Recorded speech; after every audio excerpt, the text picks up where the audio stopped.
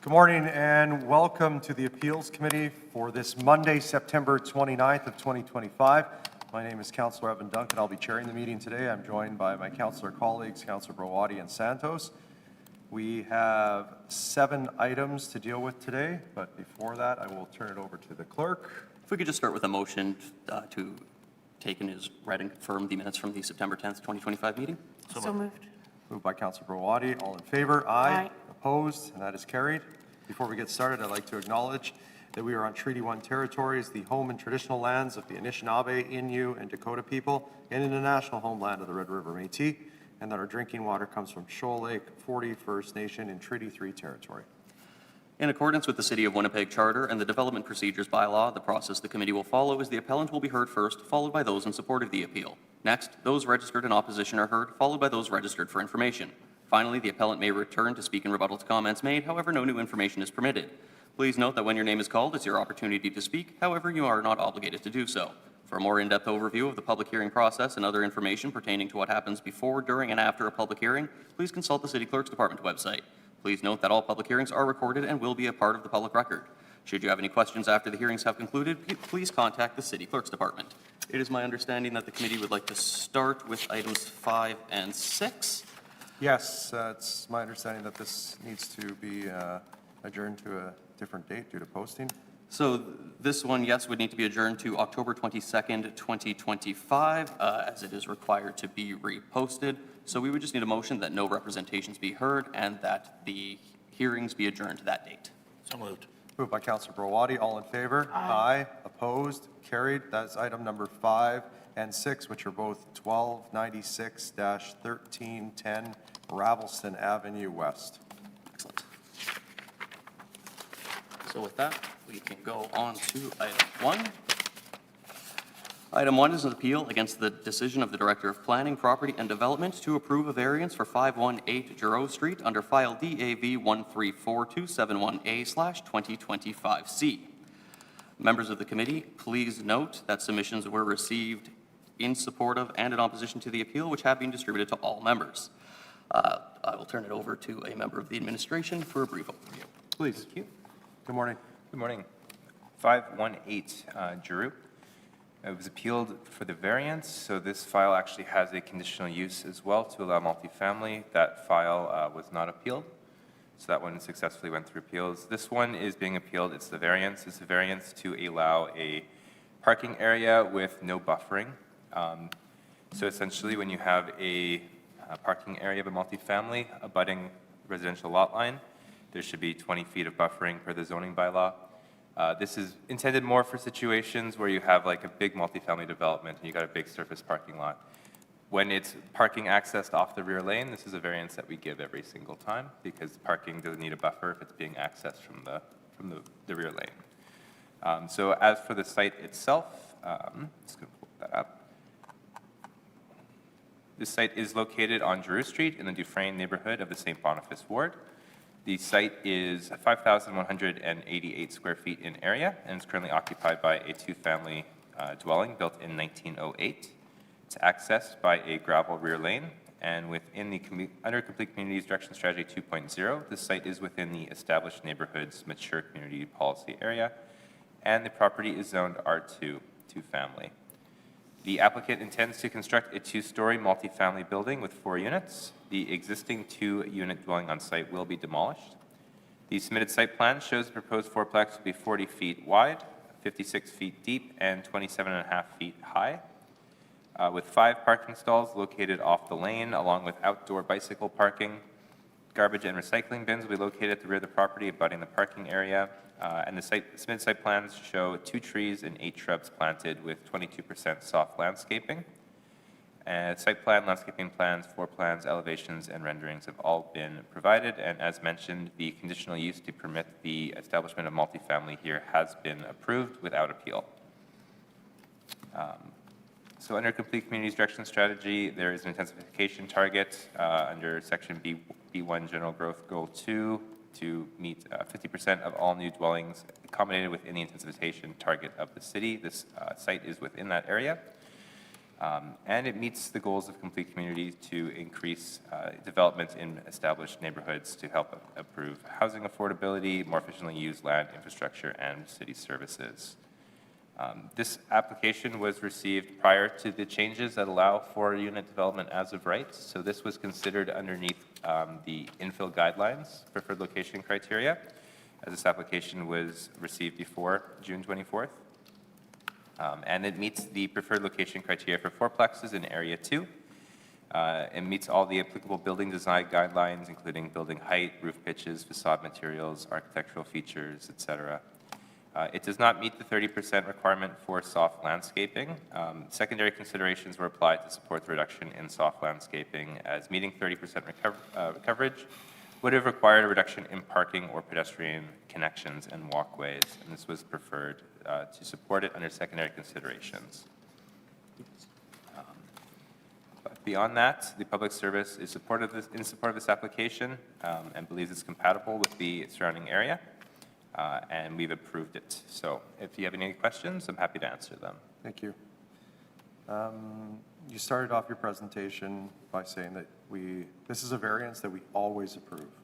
For parking off the lane, yeah, we support this one. So why is it a variance then? So the intent is more for large-scale multifamily. So I guess maybe the way it's worded in the zoning bylaw, it's directed at like those, 60, 50 unit buildings that have a parking lot. You don't want to have your parking lot right up against single-family houses, headlights and stuff like that, noise. So there's meant to be a buffer. In this case, because the parking stalls are directly accessed off the lane, there's no room for a I understand what you're buffer. saying. I'm just confused at why we require a variance if it's something that we just always approve. Has anybody come forward with an amendment for that, suggested amendment by the Public Service? Not to my knowledge. Okay, and submissions we got here saying that the resident reached out to the department and nobody could communicate in French with them. Could you elaborate on that? Yes, so we resolved that. We had one of our bilingual planners return the applicant's call on Friday, and then I spoke with the gentleman myself as well on Friday in person. Okay. So claims that the planner for the area is unable to provide information. Yes. So has that been corrected? Yes, that was him in reference to me not speaking French. Well, it says unable to provide information. So is there information that was provided? Yeah, we had a conversation. Okay. And are we going to hear from Mr. Chartier today? I believe we do have Mr. Okay, Jules great. Chartier in the Okay, gallery. I have no other questions for the Public Service. Councillor Santos? Help me remind me again, I thought we were not allowed to do infill that had lanes that were gravel back lanes. I think I heard you make a comment Yes. that this is a gravel back lane. So could you explain to me why the department is approving a fourplex here? Yes. Yeah, so as I said before, this application was received prior to the rule changes for 4 units as of right. So that was one of the rule changes that came in about in June. Under the infill guidelines, you are allowed to do that. And that's when this application was received, and those are the rules it's considered under. Okay, thank you. Thank you. We'll move on. So at this time, I'll call forward the appellant, Mr. Jules Chartier. If you'd like to come forward, you'll have 5 minutes to make your presentation after you state your name. And to the committee, we do have interpretation available.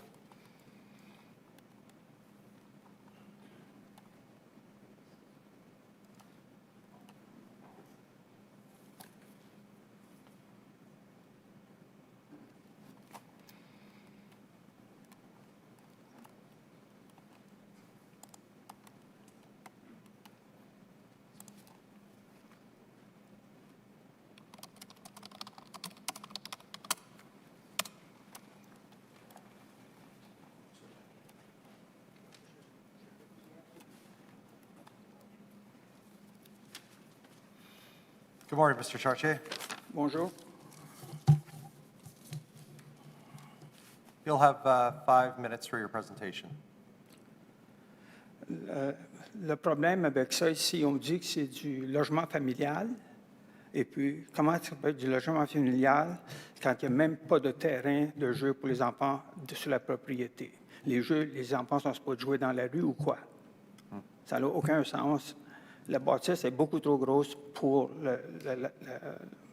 la place. Donc, il faut réduire la grosseur de la bâtisse. Deuxième chose, l'autre problème avec la bâtisse, c'est pourquoi est-ce qu'on a besoin d'une bâtisse si grosse que ça? Évidemment, est-ce que c'est à cause qu'on ne se sert pas de la nouvelle technologie pour la construction? On se sert des technologies des années 30 au lieu des années courantes? En particulier, quelle sorte de fondation qu'il y a? Est-ce que c'est pour des familles? Est-ce qu'il y a un système géothermique pour chauffer? C'est toutes des choses qu'on devrait regarder plutôt qu'essayer de faire des bâtisses qui n'ont pas de sens. Is that all? You still have Oui. 4 minutes. I just want- Le point, c'est que c'est dangereux pour les jeunes s'il n'y a pas de... Et puis c'est dangereux pour les autres voitures sur la ruelle. Okay, merci. Today, we're hearing the appeal to the variance on the parking at the rear. I understand what you're saying about potentially less yard space for kids to play. However, you're speaking today to the variance on the parking at the rear. Les deux étaient en appel, mais la première affiche qui était annoncée, ça ne parlait même pas de ça. Donc, il y a deux choses. Il y a une dérogation et puis il y a une utilisation conditionnelle. So you're not supportive of 4 units here? Pardon? You are not supportive of 4 units? Non. Okay. Because it's doubling the density of what's currently there? C'est pas une question de densité, c'est une question d'abordabilité. Ce qu'on veut, c'est du logement abordable pour les familles. Et puis, ça, évidemment, ce n'est pas du logement pour les familles parce qu'il n'y a pas de terrain pour les enfants. C'est impossible que ce soit puis c'est un quartier, c'est ça qu'il y a, c'est du terrain, où c'est des bâtiments, c'est des résidences où il y a des cours pour les enfants. C'est ça qu'il y a dans ce coin-là. Okay.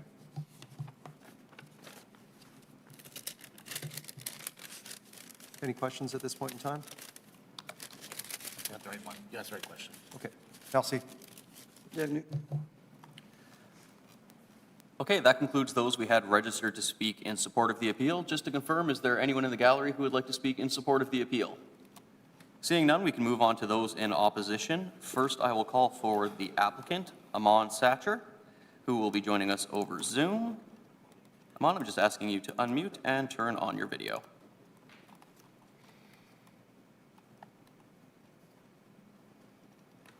Thank you, everybody, for being here, and respected councillors for letting me speak. I have a slideshow I'd like to present, so I'll share my screen.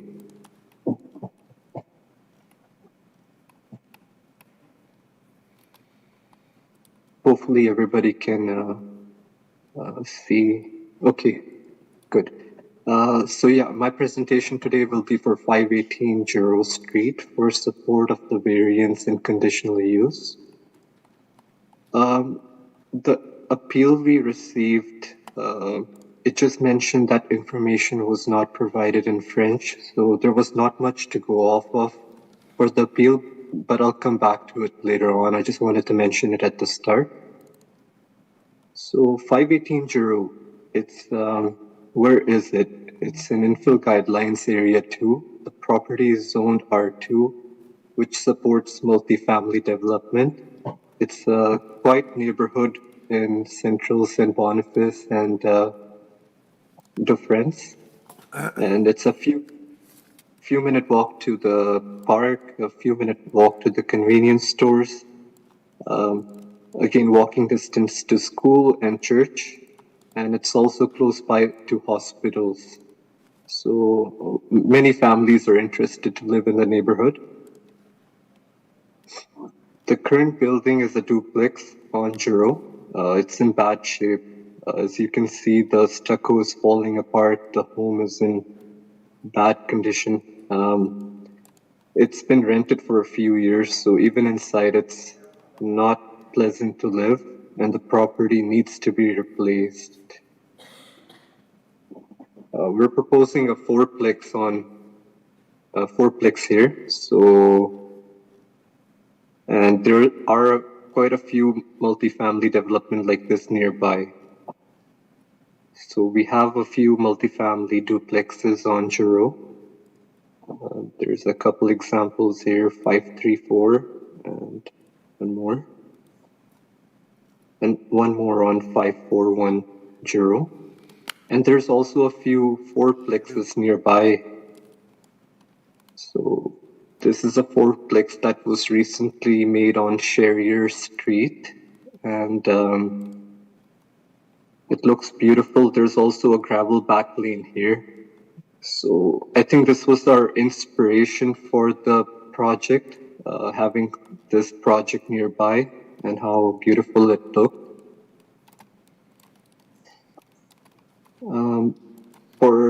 I'll just mention, like, we started the process for the fourplex variance in March 2024. So we were not aware of the new low density rules that came out in June 2024. And for our site plan, like, we based it on infill guidelines, and everything we designed meets infill guidelines. So we're proposing a fully landscape and fence design, adding 2 mature trees in the front and 8 shrubs in the front, a garbage enclosure and bike rack in the back, and 5 parkings in the back, accessed by the back lane. The building design itself is going to be, it says wood frame, but it's probably going to be steel framing on the side and wood framing in the front. It supports multi-generational living, high quality architectural features. We have party board and acrylic stucco in the front, and then smooth stucco on the sides. And both lot and home design are infill guideline compliant. And architectural style also matches new house design in the neighborhood. This is going to be our floor plan. Just want to show it quick. So we're going to have 3 bedrooms upstairs with 1 bathroom, and then half powder room on the main floor with a kitchen, living room, and a island dining room. We did do public consultation here, so we came up with a brochure design when we were doing it back in March 2024. I believe I was there 3 times. We handed out brochures to the neighbors and discussed our plans. Many neighbors were in support. Okay, thank you very much. That's your time. I just want to remind people who are presenting here today, not specific to this item, but all items, you're presenting on the appeal. I don't need to personally hear about the whole plan. That's not what we're here for. The appeal on this matter is the parking. Do you have anything to add regarding the parking variance that's being appealed here today? Lovely building, not the topic of conversation. So city is supporting it, sir. The parking is supported by city, and if we can add buffering on both sides 4 feet. But other than that, I think we still need a variance for the parking, for the buffering. Okay. Question around green space on the property. If there are families living at this unit, should it go ahead here today, what's the plan for green space? So we have sought, I believe, 23% sought coverage. I don't remember exactly, but we do have almost 30% sought coverage. And then I would just add, there's parks nearby if kids want to play. It's walking distance to parks. Other than that, we have 2 mature trees and 8 shrubs in the front. Okay, so I think I saw you hovering over the side yard. What's the footage on the side yard? Pardon me, sir? What is the size of the side yard you were referencing to with sod coverage? We have 5 feet on both sides, so 5 feet here and about 8 feet sod coverage here for the snow in the back. Okay, so And all the front yard is going to be sod as well. And how much is in the front yard? 5-foot side yard, what about the front yard? 10.75 feet. Okay.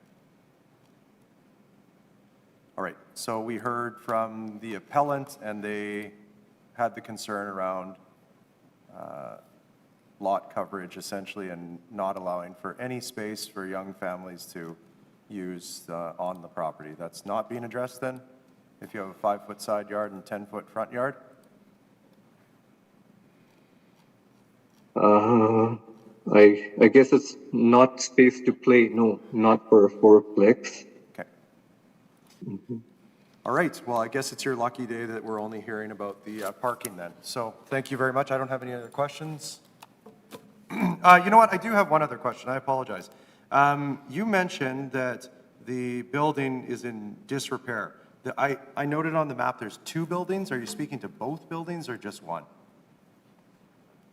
It's a combined building. It's a combined duplex that, yeah, it's one building right now. Okay, so that's the building that you're saying is in disrepair?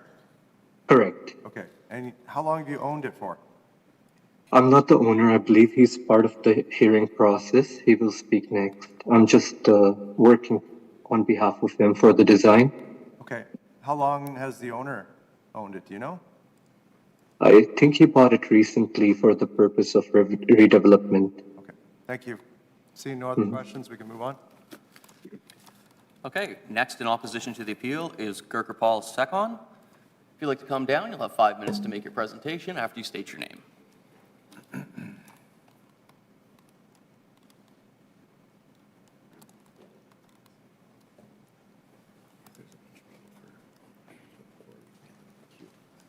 Bit of a walk. We're good? We're good. It was purchased November 2024, so just under a year ago. Thank you. At that time, it was purchased for land value. It had been on the market with the price being reduced a number of times. It was previously owned by another real estate investor for a number of years. I don't want to exaggerate, so I'm not 100% sure, but 5, 7, 8 years, something to that extent. They had the plans of demolishing it as well, and they did not do any repairs. So to that extent. The frontage of that house is supposed to be in line with the frontage of the other houses, so that front yard is the same front yard that every other house would have on that street. With regards to the back, I believe that the entrance does go from the back lane, and the headlights will face the back of the property. If you guys did, and I didn't know that this would be the concern because it seemed to be more of a language issue on that letter, but right now, it's the same frontage essentially, and there is no grass in the front. It is rocks in the front, and then in the back, there's a double garage and then gravel as well for parking as well. So there's basically no grass on that entire property. You can kind of see that even through the Google Maps if you had wanted to. And in that image that Amin had, you could see that there is no grass at all. With regards to the other property, in case it matters, that property was also purchased as part of an estate sale. It had been abandoned for a number of years. I don't want to exaggerate, but it was shocking how long it had been abandoned. We have kept the oldest trees on that lot, especially the one in the corner, to give just a little bit of aesthetics. If we can, we'll keep as much of the trees as we can everywhere. It was sold for land value in 2024 for $215,000. Considering it's a 50-foot lot in St. Boniface, we can see that it was not for the house. The frontage is the same as the other frontages. The parking will go straight into the back. And I couldn't understand what was being said in French, so I apologize for that. But we did meet with all the neighbors. In fact, there's a home builder neighbor on one side, and the other house, if you skip it, and then the other house, he's also very in support of it. Okay. Did you guys have any questions? Any questions from the committee at this point in time? No, I appreciate the explanation. Just so we're clear, it's not noted on my mapping system here, but it's both of the houses that are on the property, the one that is completely unoccupied and the one that's a duplex? No, they're beside each other. There's Yeah. two different The duplex and then a single family. Yeah. We're only speaking about the duplex, which is on a separate lot. And you don't own the single family? And I do own the single family as well. We purchased it because the neighbors told us about that single family. And they said like, hey, it's been empty. So we found the estate that had been going through a rather lengthy process. And we purchased it from the estate. Okay. That's why I don't know how long it was. And not a part of this hearing today, but are you planning on demoing that house? Yes, that's under process as well. Okay, all right. Yeah, that I we might appreciate be your here. comments about the gravel front yard and the gravel backyard. I mean, that addresses my concerns that the resident brought up here today about play area. That clearly is not play area as it exists. I would take it as this would be an upgrade, although minimal, an upgrade to potentially that. However, as I noted, we are here to speak to the parking variance. So do you have anything that you'd like to speak to regarding the parking variance, or are those your comments? So I've never been here before. Sure. But I did go through a whole bunch of hearings, notes, and to the, and I don't know your name, I apologize, but to the planner, it looks like it was always approved whenever it was for that, that thing. It's in the notes for the hearings. Okay. I have no other questions. Seeing no other questions from my colleagues, thank you very much. Okay, thank you. Thanks. Okay, is there anyone else who would like to speak in opposition to the appeal? Seeing none, is there anyone who would like to speak for information on the appeal? At this time, we have questions for the administration. Questions? Seeing none, move on. Okay, at this time, we will call the appellant forward, who can speak in rebuttal to comments made. Have up to 5 minutes to speak in rebuttal. However, no new information is permitted. Yes. While he's making his way down, it was very difficult for me to hear the interpreter, so I don't know if the sound of the interpreter can be brought up. I have I sent know, a I message used to that. our Yeah, AV folks it's- regarding that. Thank you.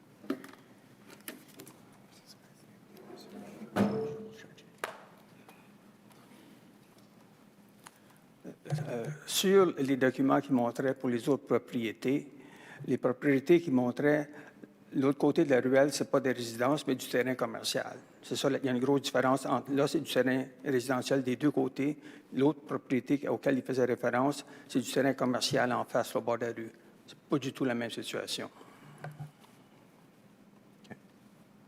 Merci.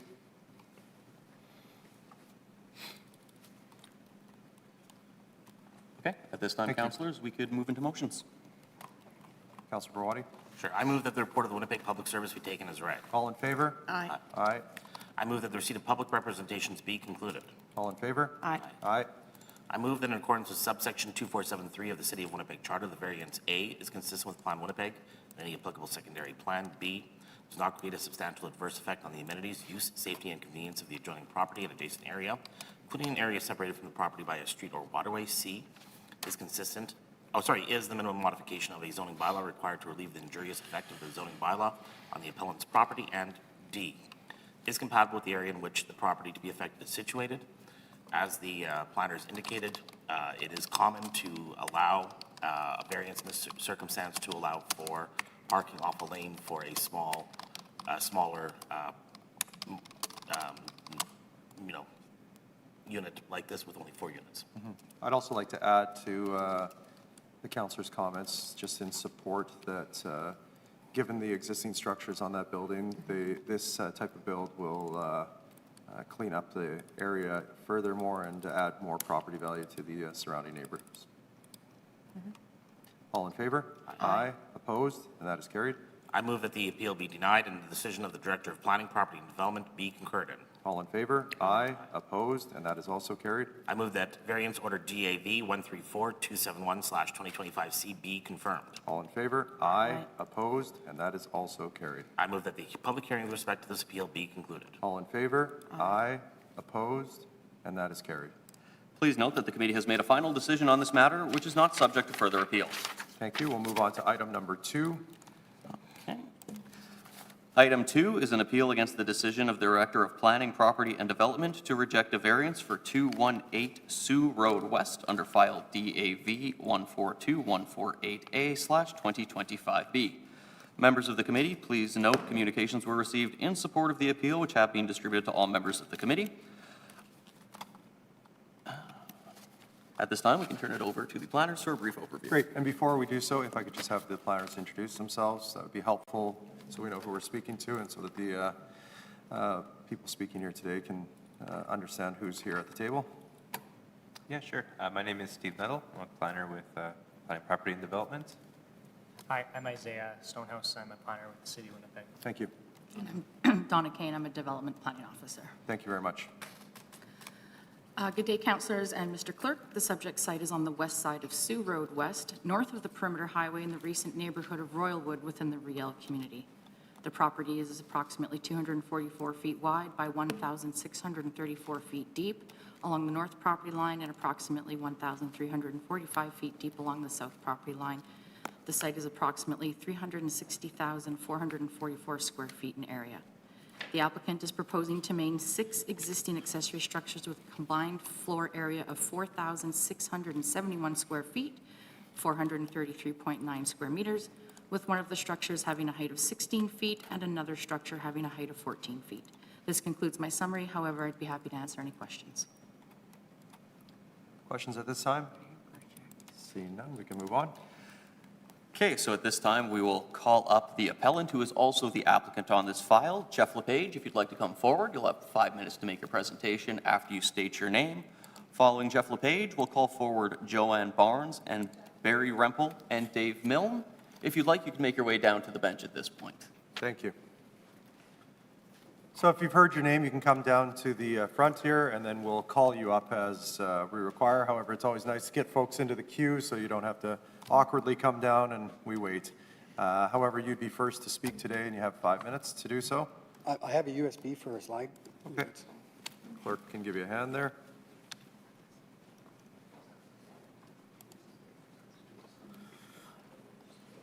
Holy moly. If you'd like to have someone. Okay, Mark, you want to work the laptop?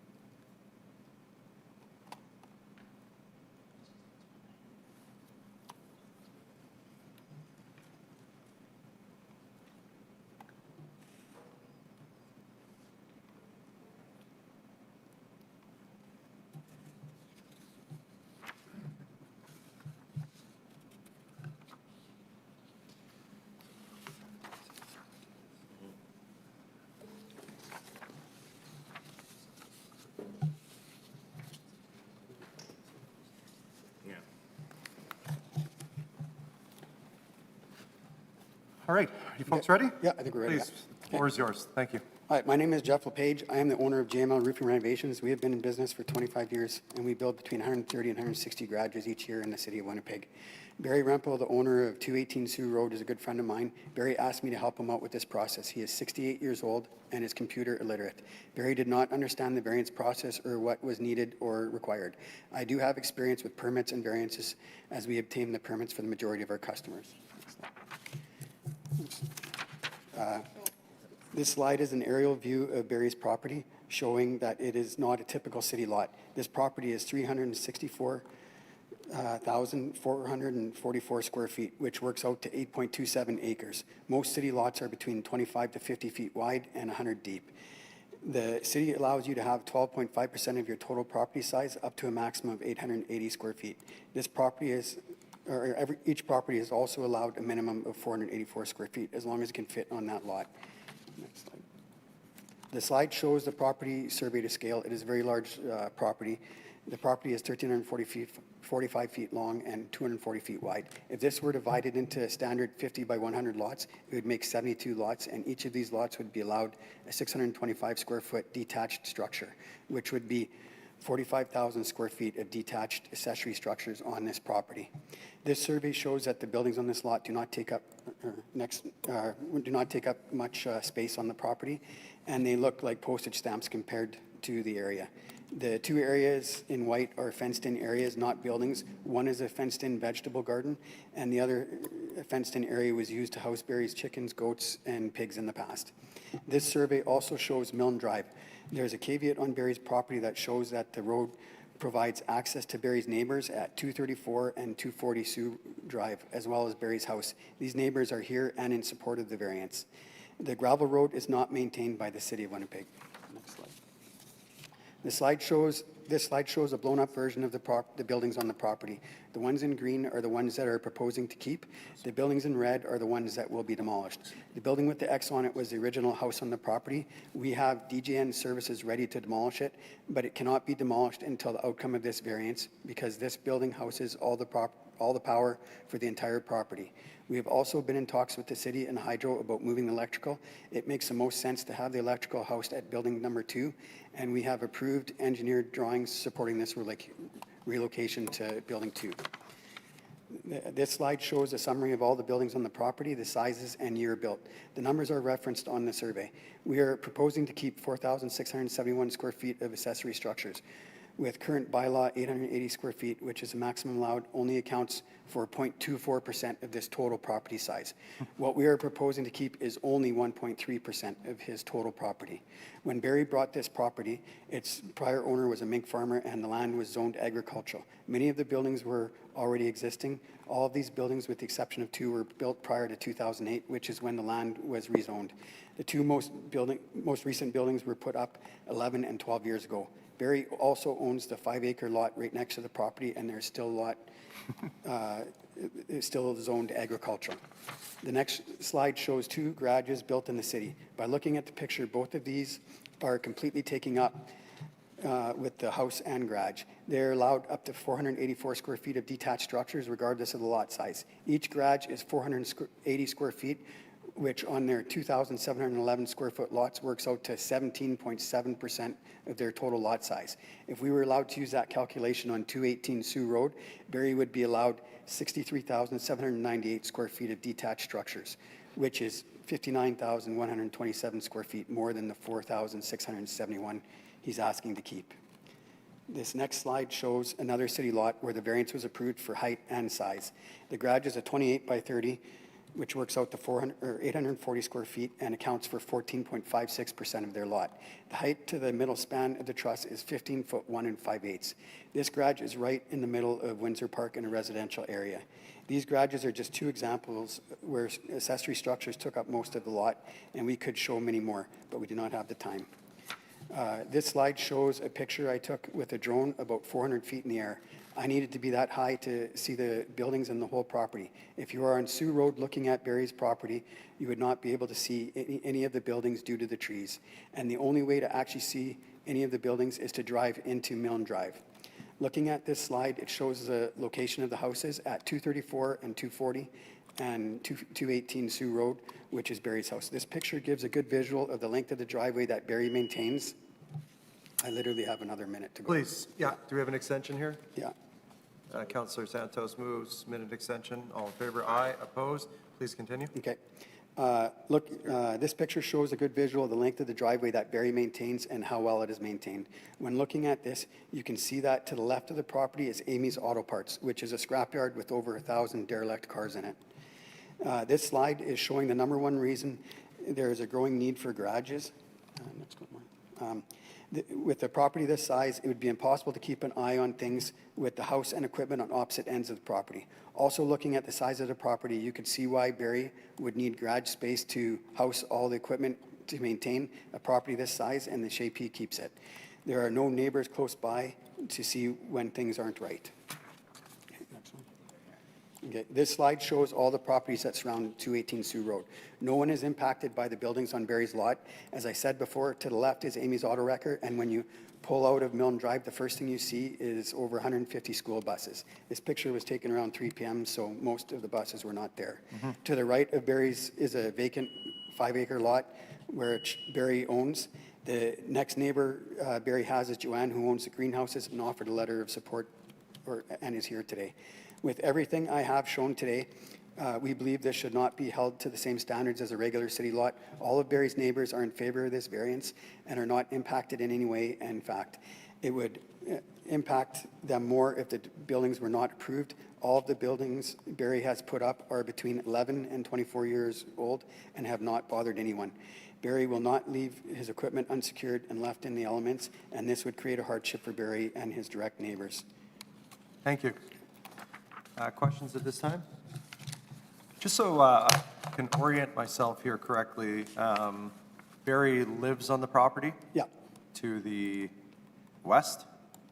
it's right to the west, yeah. Okay, so the request is primarily building to the east? Yeah, there is one at the west too. Okay. It's a small pool house. It's 10 by 120 square feet or something, or I can't remember exactly what it is. It's less than 120 square feet. Yeah, it's around 120 square feet. It's Okay.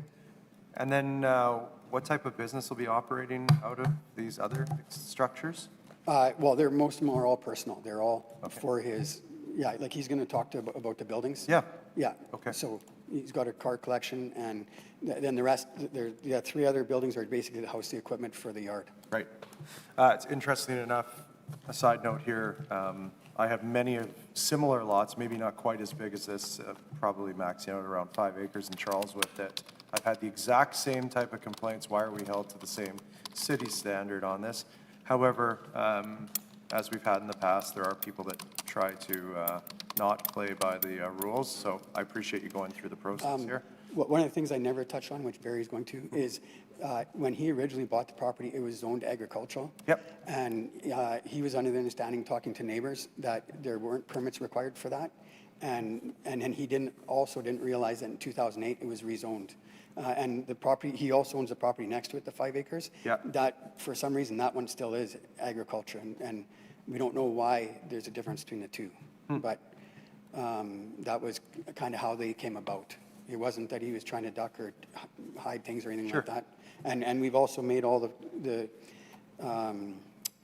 changes to try and get it up to par and in compliance, and are willing to do whatever we have to do that way. Great. Okay. No other questions at this time. Thank you for your presentation.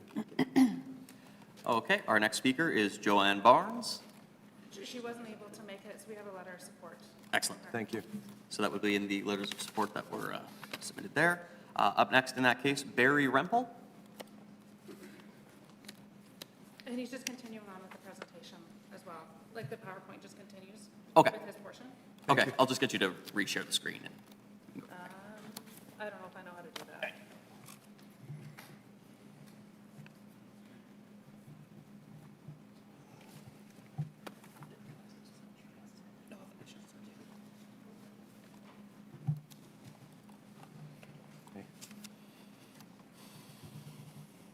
So you ready, John, to just identify yourself and John, just talk about the first few slides. So, Barry, I'm going to speak on behalf for part of it anyway. Like, Okay. it's pretty overwhelming and nervous, so we might get through it faster if I just. Sure. There's no need to be nervous. Good morning, Barry. Good morning. Thanks for joining us. You're hoping to share your time? Yes. Okay, that's fine with the committee there. So please, whenever you're ready. After the presentation, if I could just get you to fill out one of those registration forms next to the computer, that'd be great. Yep. Thank you. we can do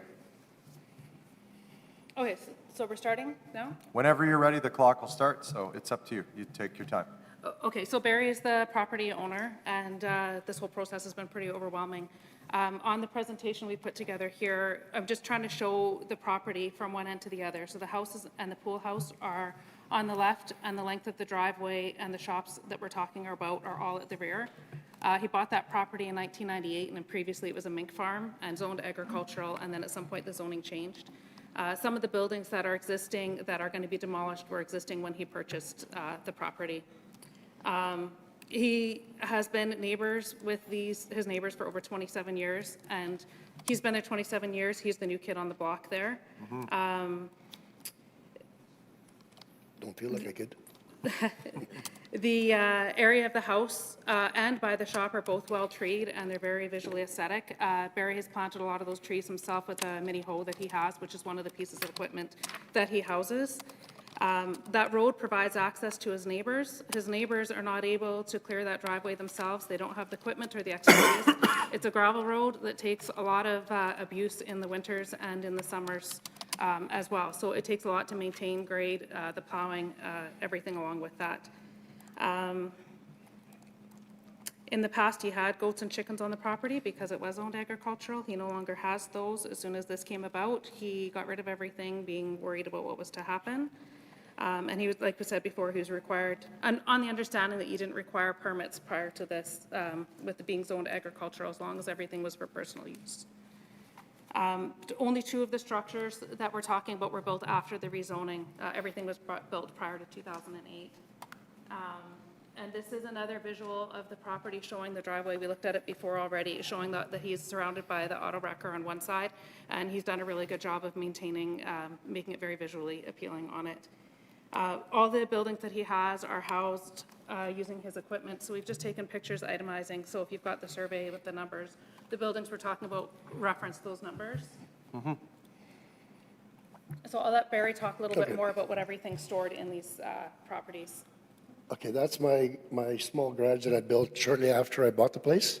And that stores my bobcat with a snow blower, a brush cutter, and all the accessories for like drilling, doing like fence posts and stuff, whatever.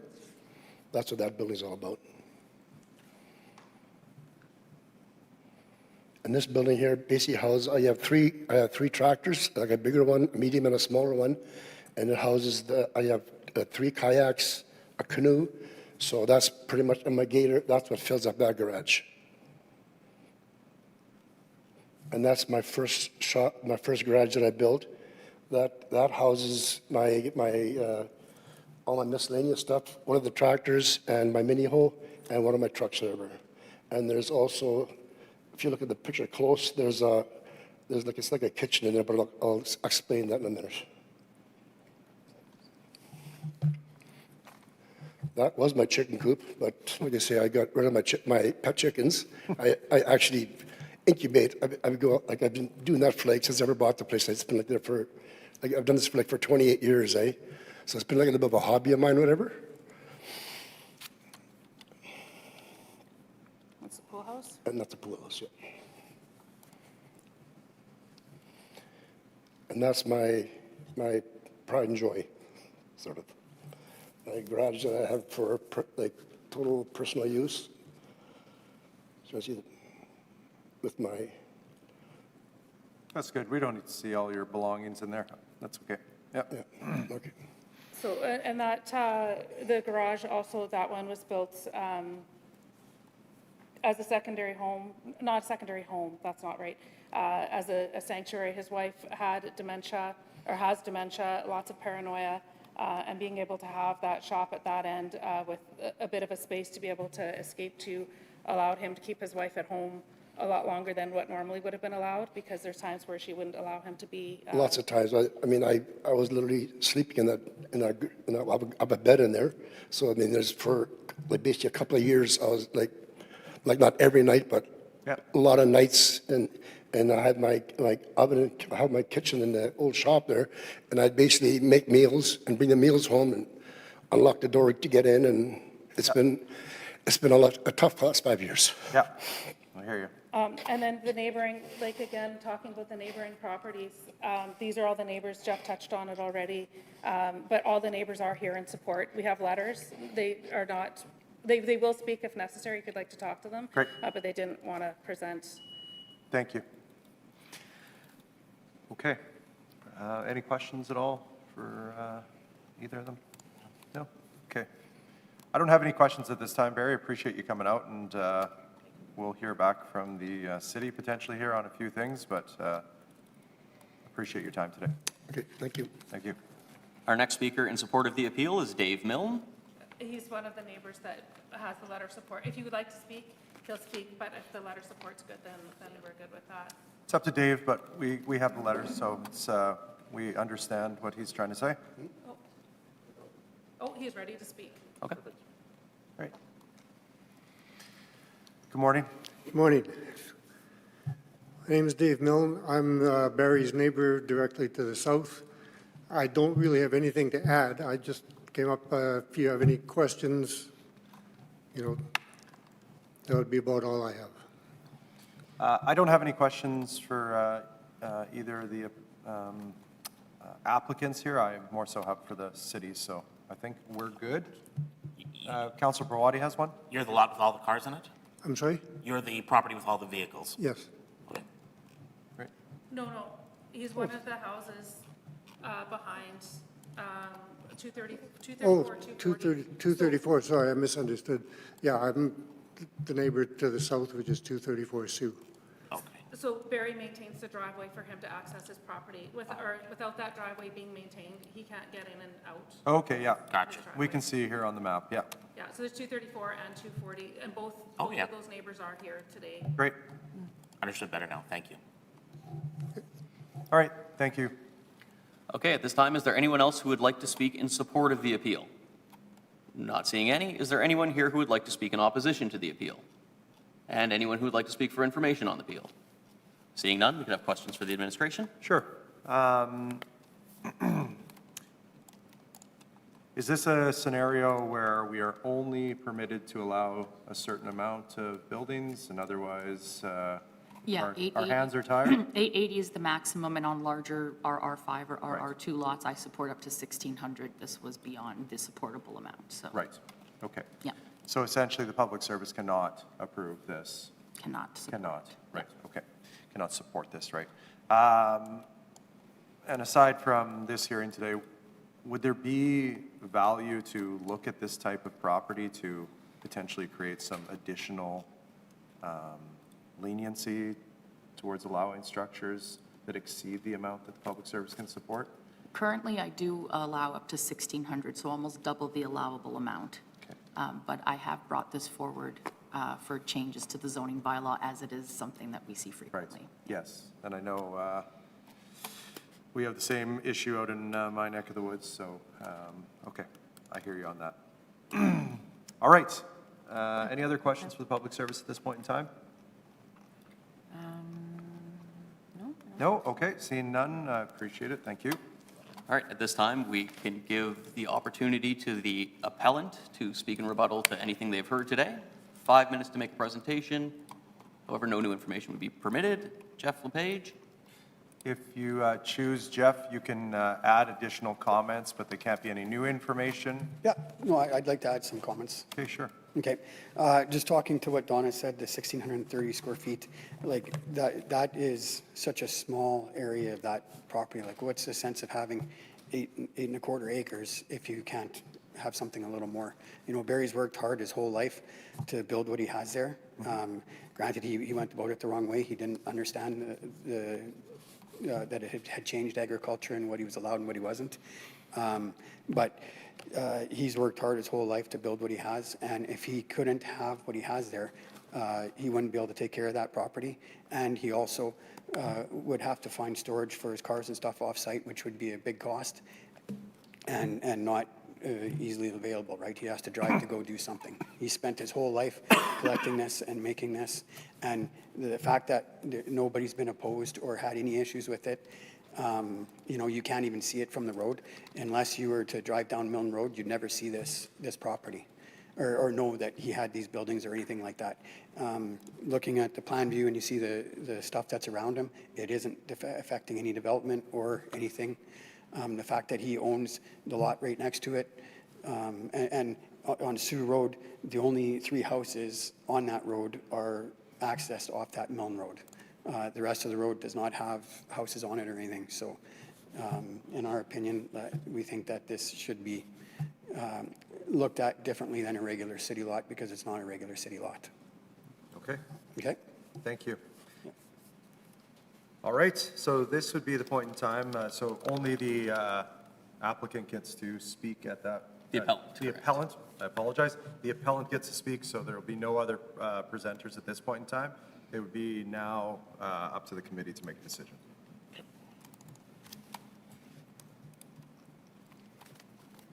You can grab a seat. Oh, thank you. Oh, just go back up? Yeah, Yeah, okay. thanks, Jeff. I can just take this, eject this here.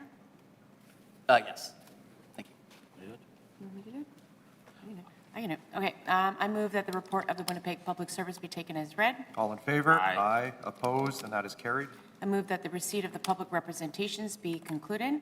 All in favor? Aye. Opposed, and that is also carried. I move that in accordance with subsection 247 sub 3 of the City of Winnipeg, the charter of the variance is consistent with Plan Winnipeg and any applicable secondary plan, does not create a substantial adverse effect on the amenities, use, safety, and convenience of the adjoining property and adjacent area, including areas separated from the property by a street or waterway, is the minimum modification of a zoning bylaw required to relieve the injurious effect of the zoning bylaw on the applicant's property, and is compatible with the area in which the property to be affected is situated. My supporting comments is I appreciate the applicant and the appellant coming out to explain a little bit more about the property. I can see that there is love and care on some of the accessory structures that are being done, and obviously continued discussions on what other buildings could be removed and maintained. So I'm satisfied that the property owner is doing his due diligence and keeping the property to maintain, and I can understand some of the situations in life that take us down the road can make things a little bit more complicated, so I'm empathetic to that. Yeah, just hope that the ongoing conversation with the public service on some of the other buildings that they're willing to either take down or renovate would be good. And I've heard from the public administration that, you know, situations like this where we have very, very large green space properties, that down the road some bylaw amendments could be very helpful in the future, so that we don't have to come back to appeals on certain situations like this. So those are my supporting comments. Councilor Rawadi? Yeah, further to Councillor Santos's comments, I mean, this is a very, this isn't urban, this isn't suburban. This is next to light industrial properties. This is next to the perimeter highway. This is next to a CP railway track. To me, this is a very appropriate type of use in this area. It's putting up red tape and restrictions to this type of thing is what drives people out of the city of Winnipeg in many cases. So I'm also supportive of Councillor Santos's comments and will support it. And I'll just add to the supporting reasons here. I'll support this motion by Councillor Santos to allow for this variance, but I do want to make it clear that the public service has to operate within the zoning bylaw that council has set out for them. So that is a responsibility of council to amend that zoning bylaw. And we will work towards that to address these types of properties in my position as Chair of Property and Development. So I thank the public service for the presentation and the applicant and appellant for their time. I'll be supporting. Call the question. All in favor? Aye. Opposed? And that is also carried. Okay, I move that the appeal be allowed and the decision of the Director of Planning, Property and Development not to be concurred in. All in favor? Aye. Aye. Opposed? And that is also carried. Okay, I move that the variance order DAV 142148/2025 be canceled. All in favor? Aye. Opposed? And that is carried. And I move that the public hearing with respect to this appeal be concluded. All in favor? Aye. Aye. Opposed? And that is carried. Please note that the committee has made a final decision on this matter, which is not subject to further appeal. All right. We can move on to item number 3. Item 3 is an appeal against the decision of the Director of Planning, Property and Development to reject a variance for 425 Almy Avenue under file DAV 161426A/2025B. At this time, I will turn it over to the administration for a brief overview. Please. The subject site is on the north side of Almy Avenue, west of Peguis Street in the recent community of Peguis within the East Kildonan and Transcona community. The property is 111 feet wide by 506 feet and is approximately 56,194 square feet in area. The applicant is proposing to maintain all accessory structures with a combined floor area of 4,950 square feet instead of 880 square feet. This concludes my summary. However, I'd be happy to answer any questions. Thank you. Any questions at this time for the public service? Seeing none, we can move on. Okay, so at this time, we will call forward our appellant, Moses Graffito. If you'd like to come forward, you'll have 5 minutes to make your presentation. And Moses is the only person we have had registered for today's hearing. Okay. Good morning. Morning. My name is Moses Gravito. If you guys like a letter of each.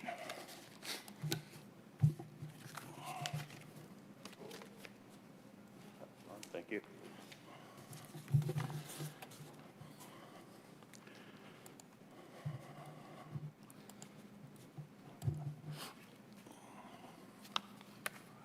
I'm writing a formal appeal decision variance in order number DAV 25-161426B, which is issued on July 18, 2025 concerning my property, 425 Alamy Avenue. I respectfully request the city rescind their approval of variance of the reasons.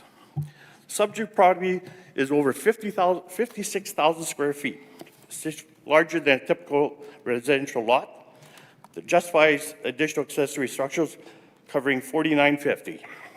And compare the allowable 880 square feet, given the substantial size of the lot and the rural residential RR5 zoning in the rear portion, increased structure coverage does not negatively impact surrounding area. We use safety and amendment. The structure are well set back in the street and not out of scale from the property dimensions.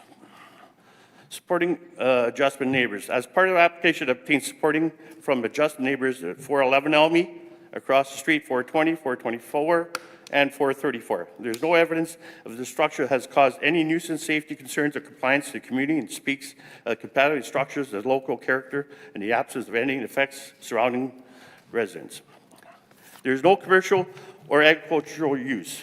While the past correspondence mentioned that the business activity there currently is no commercial enterprise or agriculture on the premises. The garages are solely my personal storage for my boats, my Bobcat, enterprise tractor, snow equipment, and personal trailers. There's no evidence of ununionized commercial use. As outlined Councillor Sean Nason in May 22 email, the section of Elmy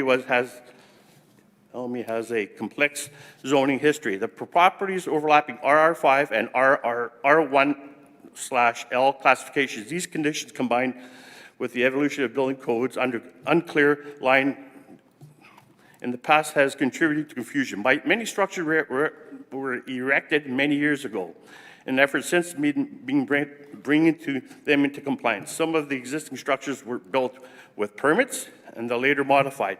Not in that case was disagreed by the bylaws rather than a sincere effort to resolve legacy issues.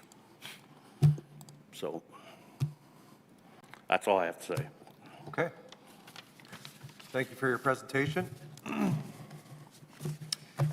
Just looking at your property here, you have 3 structures to the rear of your Correct. primary dwelling. Okay. Correct. So you had mentioned about building with permits. Yeah, 2 of the garages have permits because when I first bought that property, they said the first 125 feet was residential, and after that was agricultural property. So you guys changed it without my knowledge, that whole street. It's no longer agricultural property anymore. It's an RR5, and we've never got any notification of that. Sorry, you have it as RR5? I do know, yeah. Okay, I'm looking at it here on our system. It could be wrong, but I see R1L. Is it It's got dual zoning. His got property dual has 2 zoning districts on it, yes, RR5 and R1L. Switch to zoning view, you might see that actually. Okay, thank you. All right, so it's the rear structure that has to come into compliance? correct? Okay. Okay. And you had mentioned you have letter or support from your neighbors. Those are When I filled it out, my neighbors support it, and I could get you letters, I got no problems. so that's. Is there still an empty lot to your There is, right next door to me. your east? And Yeah, then- I maintain it because, to keep it clean. Okay, and then the lot to the west supporting? Yeah, my neighbor's here, yes. Okay.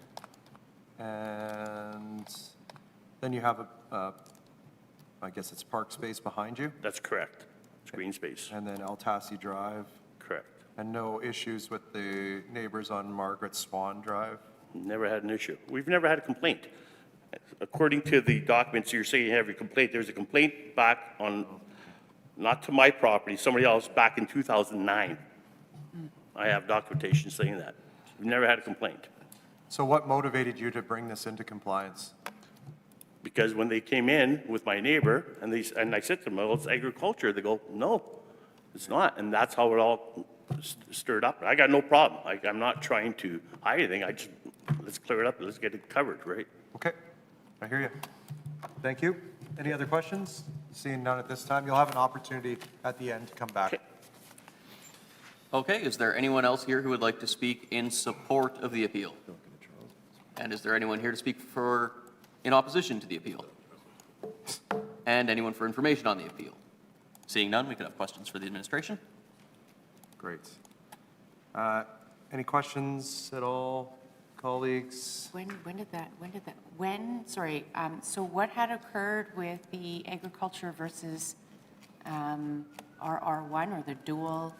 Because it seems like Almy Avenue is quite an established community. There's already lots of houses along here. So just give me a little bit of a brief history on how that happened. When the current zoning bylaw came into effect in 2008, there were numerous properties that were rezoned without, no person-to-person knowledge. It was just announced that there's bylaw changes, please look, you may be affected. Right. So that's what happened. There's been no rezoning since 2008. Okay. Okay. And then I'm assuming that this property here at this address, the buildings I can see here on Google View, they've been there prior to 2008? So we're just so not the back floor shed that's in question, but some of the other buildings that are there. Yeah, we're speaking to the rear, the most northern building. Yeah. According to the mapping system that we use, iView, in 1998, it was vacant land. Okay. So between 98 and 2008 is when it was zoned agriculturally. Okay. Okay.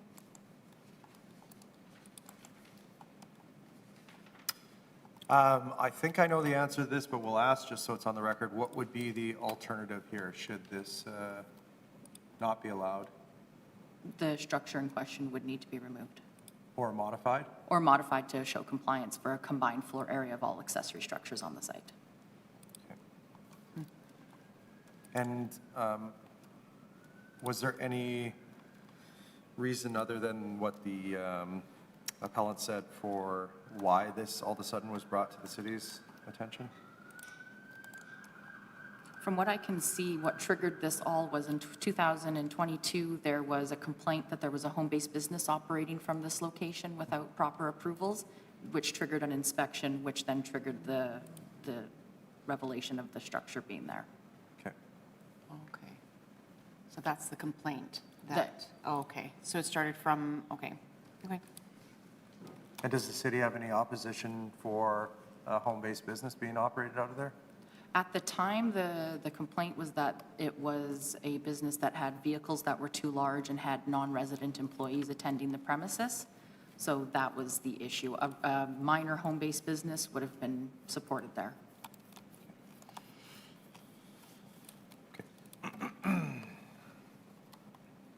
Okay, I have no other questions at this time. Seeing none, thank you. Okay, so at this time, we will call the appellant back up to speak in rebuttal to comments made. You'll have 5 minutes to make your presentation. Please note, no new information is permitted. And talking about the larger vehicles, they're just vans. I'll just have you direct your comments I'm sorry. towards myself. Yeah, And thank it you. was larger vehicles, they were vans. And then when they said I couldn't get a permit because I had 2 vans at the time, I purchased a property on 207 Gun Road, and that's where my business is running out of. Okay. So you don't operate a business out of there? Is what you're Pardon? saying? You are not operating a business out of there? Not, my business is at a 207 Gun Road. Yeah, that's where we're running our business. And it was 2 vans that we had at the time. Are there any other questions or comments that you'd like to add from what Nope. you've heard here? Nope, Okay. nothing. Any questions at all Okay, thank you very much. I'd move that the report of the Winnipeg Public Service be taken as read. All in favor? Aye. Opposed? That is carried. I move that the receipt of public representations be concluded. All in favor? Aye. Opposed? And that is carried. I move that in accordance with subsection 247 sub 3 of the City of Winnipeg Charter, the variance A is consistent with Plan Winnipeg and any applicable secondary plan. B does not create a substantial adverse effect on the amenities, use, safety, and convenience of the adjoining property, adjacent area, including an area separated from the property by a street or waterway. C is the minimum modification of a zoning bylaw required to relieve the injurious effect of the zoning bylaw on the applicant's property. And D is compatible with the area in which the property to be affected is situated. Supporting reasons are Transcona West is definitely a different and unique area. Having been on council and on the community committee covering this area for a long time, I'm quite familiar with the changes in that have been going on over the years, and was around actually for the adoption of the Transcona West secondary plan. This used to be on my cut through to Costco before Rangers was extended through to Peguis, so I certainly recognize the home in question here as being an absolutely beautifully kept lot. Again, as long as there's not substantial on-site business operations, I think what's being proposed here is a good fit for the, again, slightly different neighborhood. It's an unpaved roadway, open ditches. As my colleague, I think, is familiar with roadways with ditches and non-paved roadways. Anyway. Too familiar. Yeah. So yeah, I will be, my motion is to support this variance. It is quite different, I think, from the one before. This is outside the mold of regular suburban development in the city of Winnipeg in general, so this one is unique. Okay. Yeah, I don't have any other. We'll call the question. All in favor? Aye. Opposed? And that is carried. I move that the appeal be allowed and the decision of the Director of Planning, Property and Development not be concurred. All in favor? Aye. Opposed? And that is carried. I move that variance order DAV 161426/2025B be canceled. All in favor? Aye. Opposed? Carried. I move that the public hearing with respect to this appeal be concluded. All in favor? Aye. Opposed? And that is carried. Thank you. Please note that the committee has made a final decision on this matter, which is not subject to further appeal. All right, we can continue on to item number 4, which is 891 Redwood Ave. Okay. Item 4 is an appeal against the decision of the Director of Planning, Property and Development to approve a variance for 891 Redwood Avenue under file DAV 1696611A/2025B. Members of the committee, please note that communications were received in opposition to the appeal, which have been distributed to all members of the committee. All participants have been muted and will only be permitted to speak when called upon. Once you've been heard, you can either remain in the Zoom meeting or leave and continue to watch live via the city's YouTube channel. If any participants are currently watching the live meeting on YouTube, please mute your audio player now. I'll turn it over to a member of the administration for a brief overview. Thank you. Please go ahead. The subject site is on the north side of Redwood Avenue, west of St. Clair Street, in the mature neighborhood of Borough Central within the Lord Selkirk West Kildonan community. The property is 50 feet wide by 91 feet deep and approximately 4,566 square feet in area.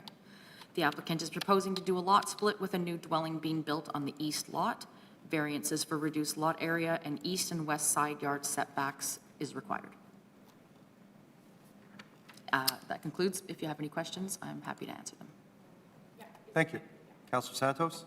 Is there underlying lot lines? There is an underlying lot line, yes. There is an underlying lot Yeah. line? Okay. Thank you.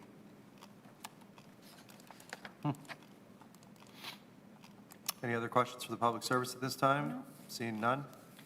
We did not have the appellant register to speak today. Just to confirm with the gallery, is Rodolfo Quimsum in attendance today? And is there anyone here to speak in support of the appeal? Seeing none, we can move on to... I have a hand up here. That is... Different item? Same item, different position. Thank you. So just confirming there's no one here to speak in support of the appeal, so we'll move on to those in opposition to the appeal. I do have Gaura Singh registered as the applicant on the file. You'll have 5 minutes to make your presentation, and I'm just asking you to unmute. Hi, thank you for giving me the opportunity to speak. I'd like to address a few of the concerns by the neighbor.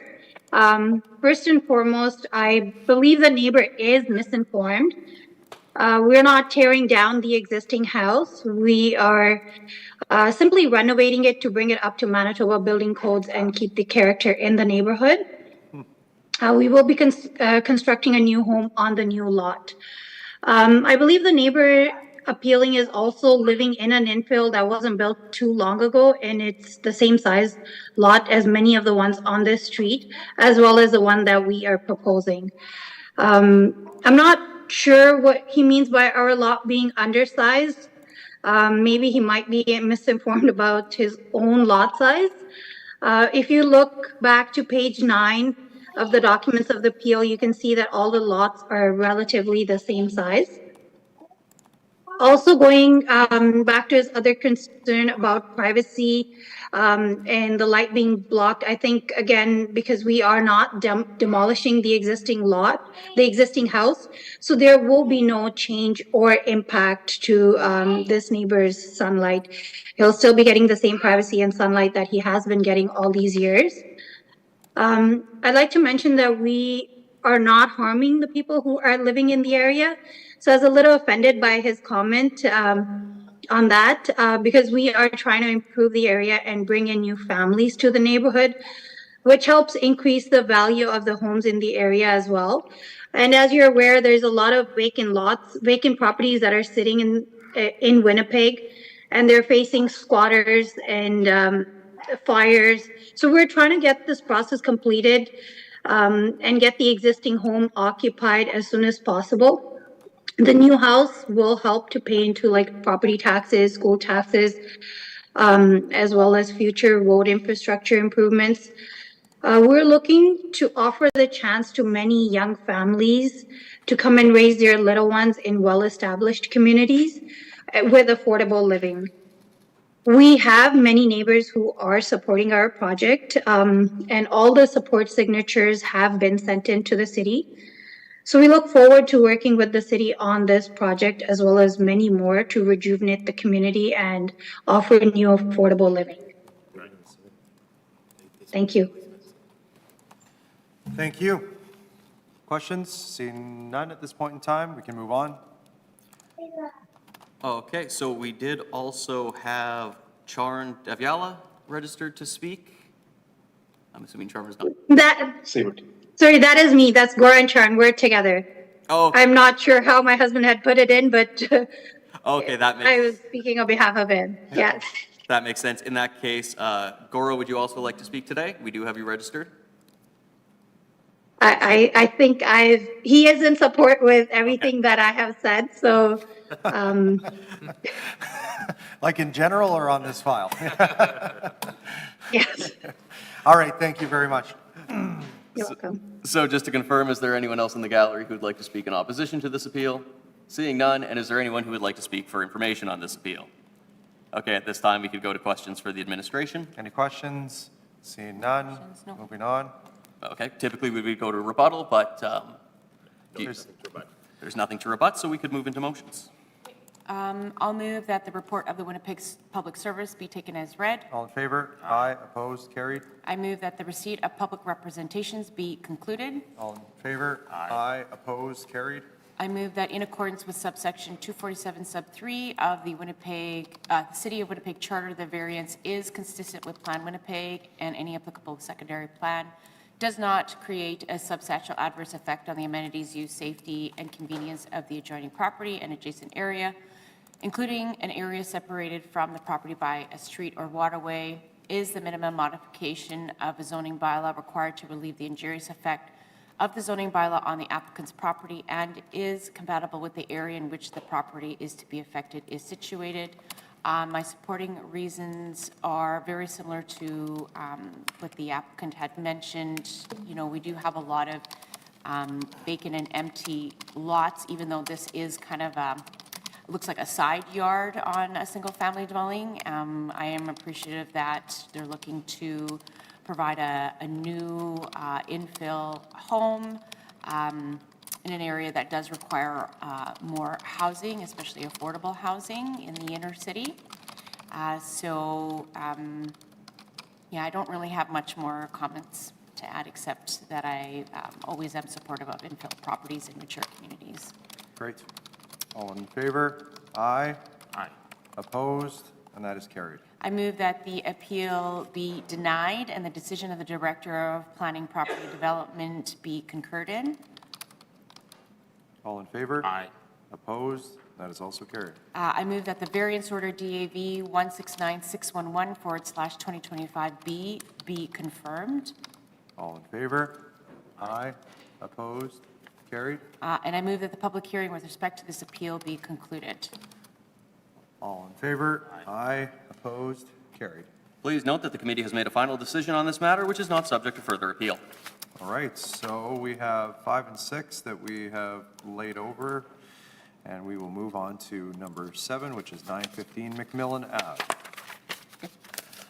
Item 7 is an appeal against the decision of the Director of Planning, Property and Development to approve a variance for 915 McMillan Avenue under file DAV 174815A/2025C. Members of the committee, please note communications were received in support of and in opposition to the appeal, which have been distributed to all members of the committee. At this time, I'll turn it over to a member of the administration for a brief overview. Please. Morning, councilors. The subject property here is located on the northeast corner of McMillan Ave and Stafford Street in the McMillan neighborhood of the Fort Rouge East Fort Garry ward. This site is 12,060 square feet in area and is currently vacant. It is located within a mature communities policy area under Complete Communities 2.0 and is zoned RMU, residential mixed use. It is also located within an area covered by the Cord and Osborne area plan.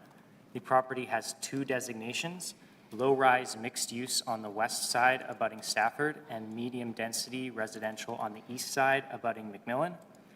The applicant intends to construct a 4-story building with 30 residential units on the upper floors and 2 commercial units on the ground floor. The proposal includes 10 indoor parking stalls and 5 stalls off the lane for a total of 15. The proposed development requires variances for density and parking requirements. The Public Service recommends approval of these variances. The development meets several policies outlined in our Winnipeg 2045, CCDS 2.0, Complete Communities, and the Cord and Osborne Area Plan. A condition of approval was added per feedback from the last appeals meeting, which is that opaque or non-transparent privacy screenings be installed on all balconies facing residential homes to the east. Lastly, it is worth mentioning why this application is before the Appeals Committee today. This same application already went to an Appeals Committee in April of this year, and the appeal was allowed with the decision of the Director concurred in as amended. The applicant submitted the same proposal 2 months later in June, which is permitted as of 2023 when the City of Winnipeg Charter was amended to allow repeat development applications. Previously, any repeat development application had to wait at least 1 year before being reconsidered. And that's all for me, but happy to answer any questions. Thank you. I just have questions around the square footage of the dwelling area per unit. Why was it bumped up? What was the thought behind that instead of the 400? Is it 360 now? I can't remember what's. Double check. It's my understanding that it's 400 square feet. So in. Where did the 548 come from? Yeah, so that came from the appeals meeting in April. Like, based on what? So it's probably worth going into a bit of history, but this application has been sort of back and forth for, I think, almost 5 years now. So there was a proposal that came forward in, I believe, 2020 or 2021, and the 548 number was the density that was proposed with that first proposal. Okay.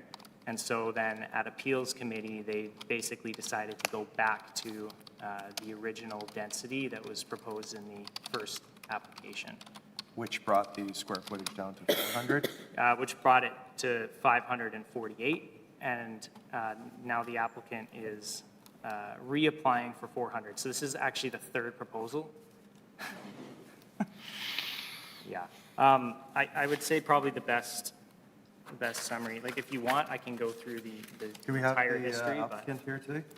Yes, we do. Okay, I'll ask them as well the same question, just to get some clarity on why the numbers moved around there. I don't have any other questions at this point in time. Seeing none from my colleagues, we'll move on. Okay, so I will begin calling up the appellants. First, I'll call forward Bob Sider. Bob, if you'd like to come forward, you'll have 5 minutes to make your presentation after you state your name. Following Bob Sider, we'll have Kenton Larson, Barry Otenbright, and Caroline Traeger, if you'd like to make your way down to the bench.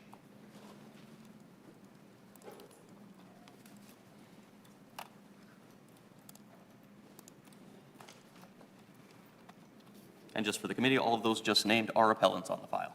Thank you. Hi, my name is Bob Sider. I live directly across the back lane of this proposed development. I'd like to give a little bit of history as to what the neighborhood has gone through up to this point in time, if I may. I understand that Winnipeg, the City of Winnipeg, is mandated that in instances of variance changes, the citizens of said neighborhood would firstly be consulted, and secondly, their concerns would be hopefully addressed.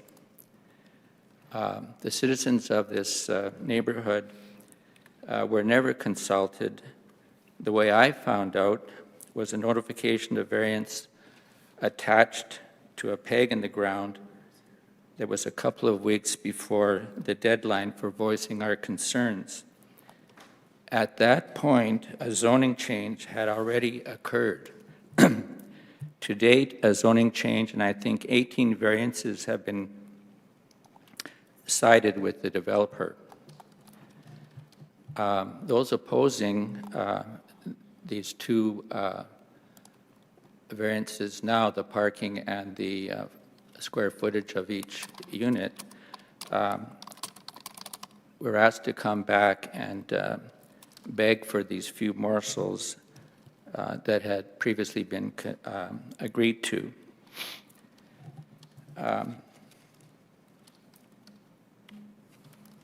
There seems to be a reverse owner on the neighborhood to justify why they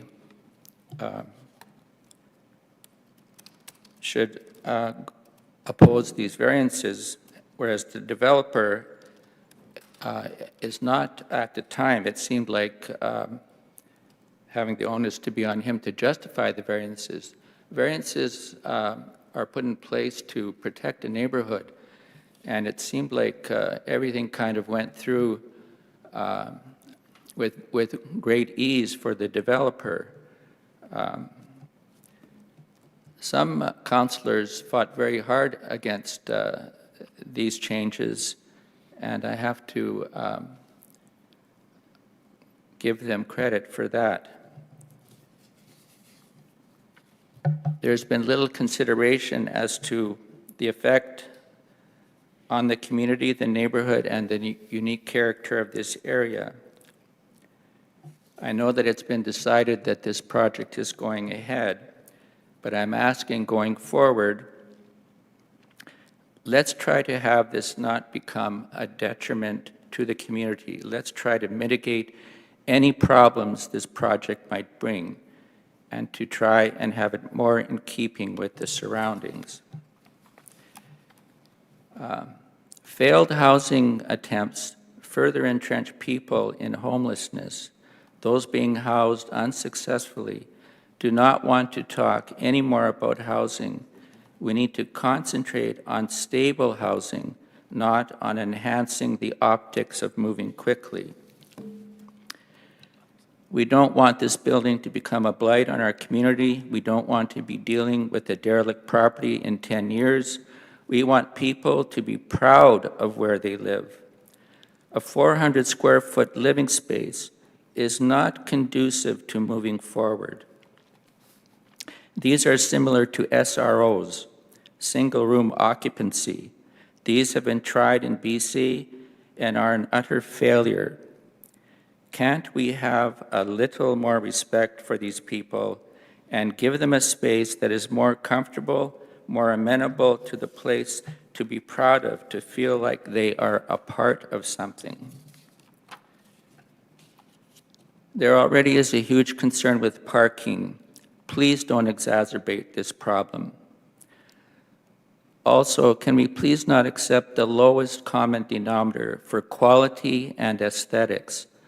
Some may argue beauty is in the eye of the beholder, while the vast majority of beholders would conclude that this structure does not align with any concept of beauty. I would bet that if AI was asked to design the cheapest building that would make the most profit for the developer, given what they could get away with, that building would probably be the one we have before us. I just have two little paragraphs here, two sentences. Please go ahead. The interesting thing about AI is that all its decisions are made without having any feelings. Please save some empathy for those of us who have to live with whatever problems this project may create. Thank you. Any questions at all? I just noted that you said a detriment to the neighborhood. Could you just expand on that? Yes, I think that when people are moving, like I'm talking about a 400 square foot place, what kind of people are going to be moving into this? And I think generally, not all people, but generally a lot of people would have certain problems with poverty, maybe addictions, who knows what else. And we want to have, for this to be successful, we want to have a place where they can grow and become better citizens and help themselves. We don't want to just plunk people into this small space and then they're left on their own. And then it's like an infection. You know, if you have an infection and you don't treat it with antibiotics, that infection is going to spread. We want to give some antigen or something to help these people moving forward instead of not being treated at all, and then whatever problems. I hear what you're saying. However, I haven't seen anywhere in this application that this is supportive housing and that there's a partnership with the province here. This is private development. Well, I'm saying that a 400 square foot space may be conducive to attracting certain problems that are not going to be dealt with. Right, and it also could attract certain people who live on their own, who don't want a large home or larger space, that just want a one-bedroom? Yes, but what I'm saying is, I think generally, you know, you are right, that could be the case. I would hope that is the case. But generally, I think, I would guess that the majority of people attracted to these places would not be the people you're talking about. And that's why I would suggest that if you have a higher square footage, that there would be a greater chance for these people to move forward. I hear you on that. I'm not sure who these people are, but I hear you on your concern about potentially having, I'm not really going to put words in your mouth here, but people who you may or may not want in the neighborhood? No, it's not the people we don't want, it's the problems without support. But it's not supportive housing. I know, but I'm Private saying, development, okay, for- I understand what you're saying. For profit. Yeah, I understand what you're saying, but I'm guessing that, well, hopefully it will bring the people that you're talking about. Right. And that would be great for the neighborhood. And that would be terrific. But we want to mitigate possible, this thing turning around in the wrong direction. Okay. And I heard you on the limited or no community consultation. I will ask about demographics and community consultation when the applicant comes forward. Okay, thank you. Yes, the thing is, I did not receive any information about it, and I am right directly beside this structure. Okay, Okay. thank you very much. Thank you. Okay, our next appellant is Kenton Larson.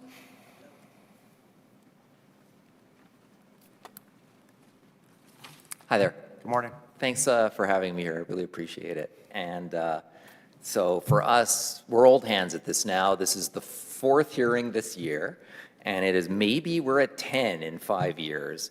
But there's something novel that happened this time, and it's confusing. And I just have to say, it is, even somebody like me who's followed this thing from the beginning is confused by this. And I appreciate the discussion that you just had about, like, well, you know, what's going on here? Because that was my feeling when I saw the variance sign, because we left here after the last appeal hearing. And I will say, I was pleased with councilors discussing it, thoughtfully approving variances with conditions. Like, nobody could complain about that. That seemed like it was a fair hearing, and we left here, and on we went, and it seemed like that was it. So the variance sign was a real surprise. It was a head scratcher. It was hard to understand what happened after we left, because something happened. The City of Winnipeg's plain language policy says things need to be written in a way in which we can be better informed and act on the information. But it was confusing, and like the neighbors turned to me, they asked me, hey, what does this one mean? Okay, it's like, I don't know what this one means. So a resident from whom you'll hear in just a second emailed the planner, and I appreciate the planner's explanation because it's very clear, and this is a loophole. Like, yeah, okay, I get that, it's a loophole. So it's a loophole that allows the developer, so the developer found a loophole, I guess. It allows them to, like, I even struggle for words. It's amend or revise or maybe undo the prior appeal committee's decision. And it's approved by the Director of Planning, and it did not trigger a public hearing, which I also found to be surprising. But of course, I'm not, the planner gave us a detailed description of why this is a loophole, but it's still quite confusing. I don't, you know, I can't, I'm guessing here, I can't say I fully understand it.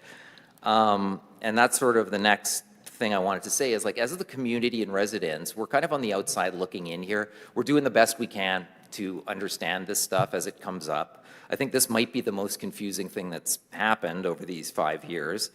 But as I understand it, the applicant is formerly in charge of the city planning department. So from the outside, at the very least, it looks like there's the appearance of an inside track or an unlevel playing field on this stuff. I'll speak specifically about the variances. Like the parking variance, I think, is, what's easy to talk about with the parking variance is that it's visual. You can picture sort of what the issue is there. And that is, there's 30 rental and 2 commercial units with 15 instead of 32 spots, which just, I think it's a big ask. I think, you know, we might call it a Hail Mary, but I don't know that that works in our neighborhood. We've got 2 apartment buildings already, Kitty Corner and McMillan and Wentworth in the same block, and neither one of those have any parking. That's only street parking. Okay? And there's a new condo development approved on the 3rd corner of McMillan and Wentworth. And once again, they already have an approved variance for fewer parking spots as well, though I don't remember how many and what they're approved for.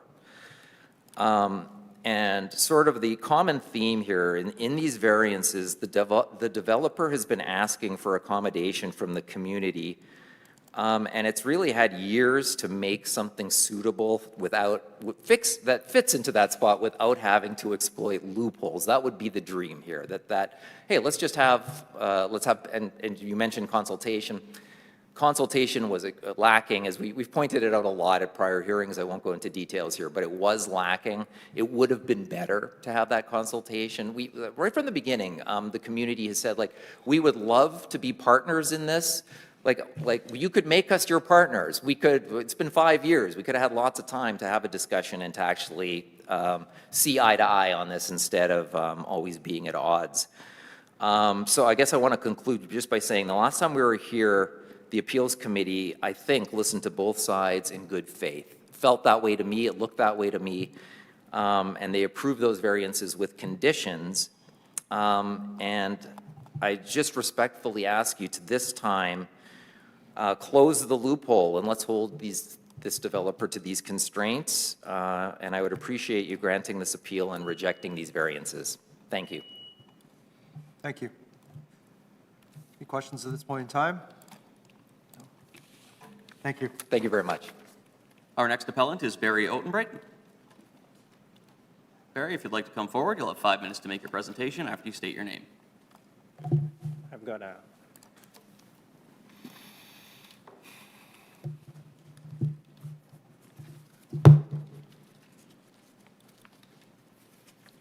it's the same image as these.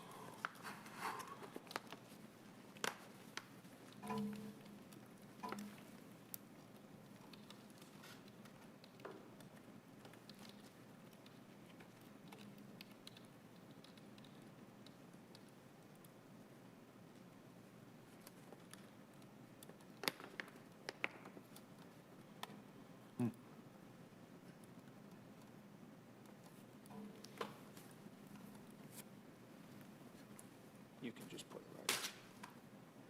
I'll screw that up. You can have it. Thanks.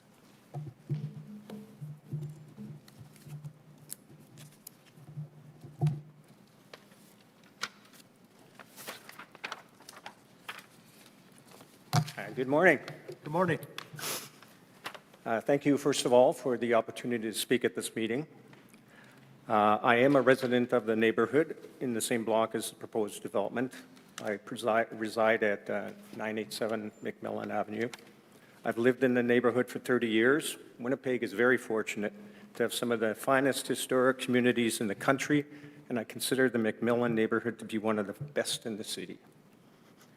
I'm an architect, and the focus of my work over the last 10 years has been multifamily residential projects in Winnipeg and across Western Canada. And I bring this knowledge and experience to identify my concerns with the proposed development.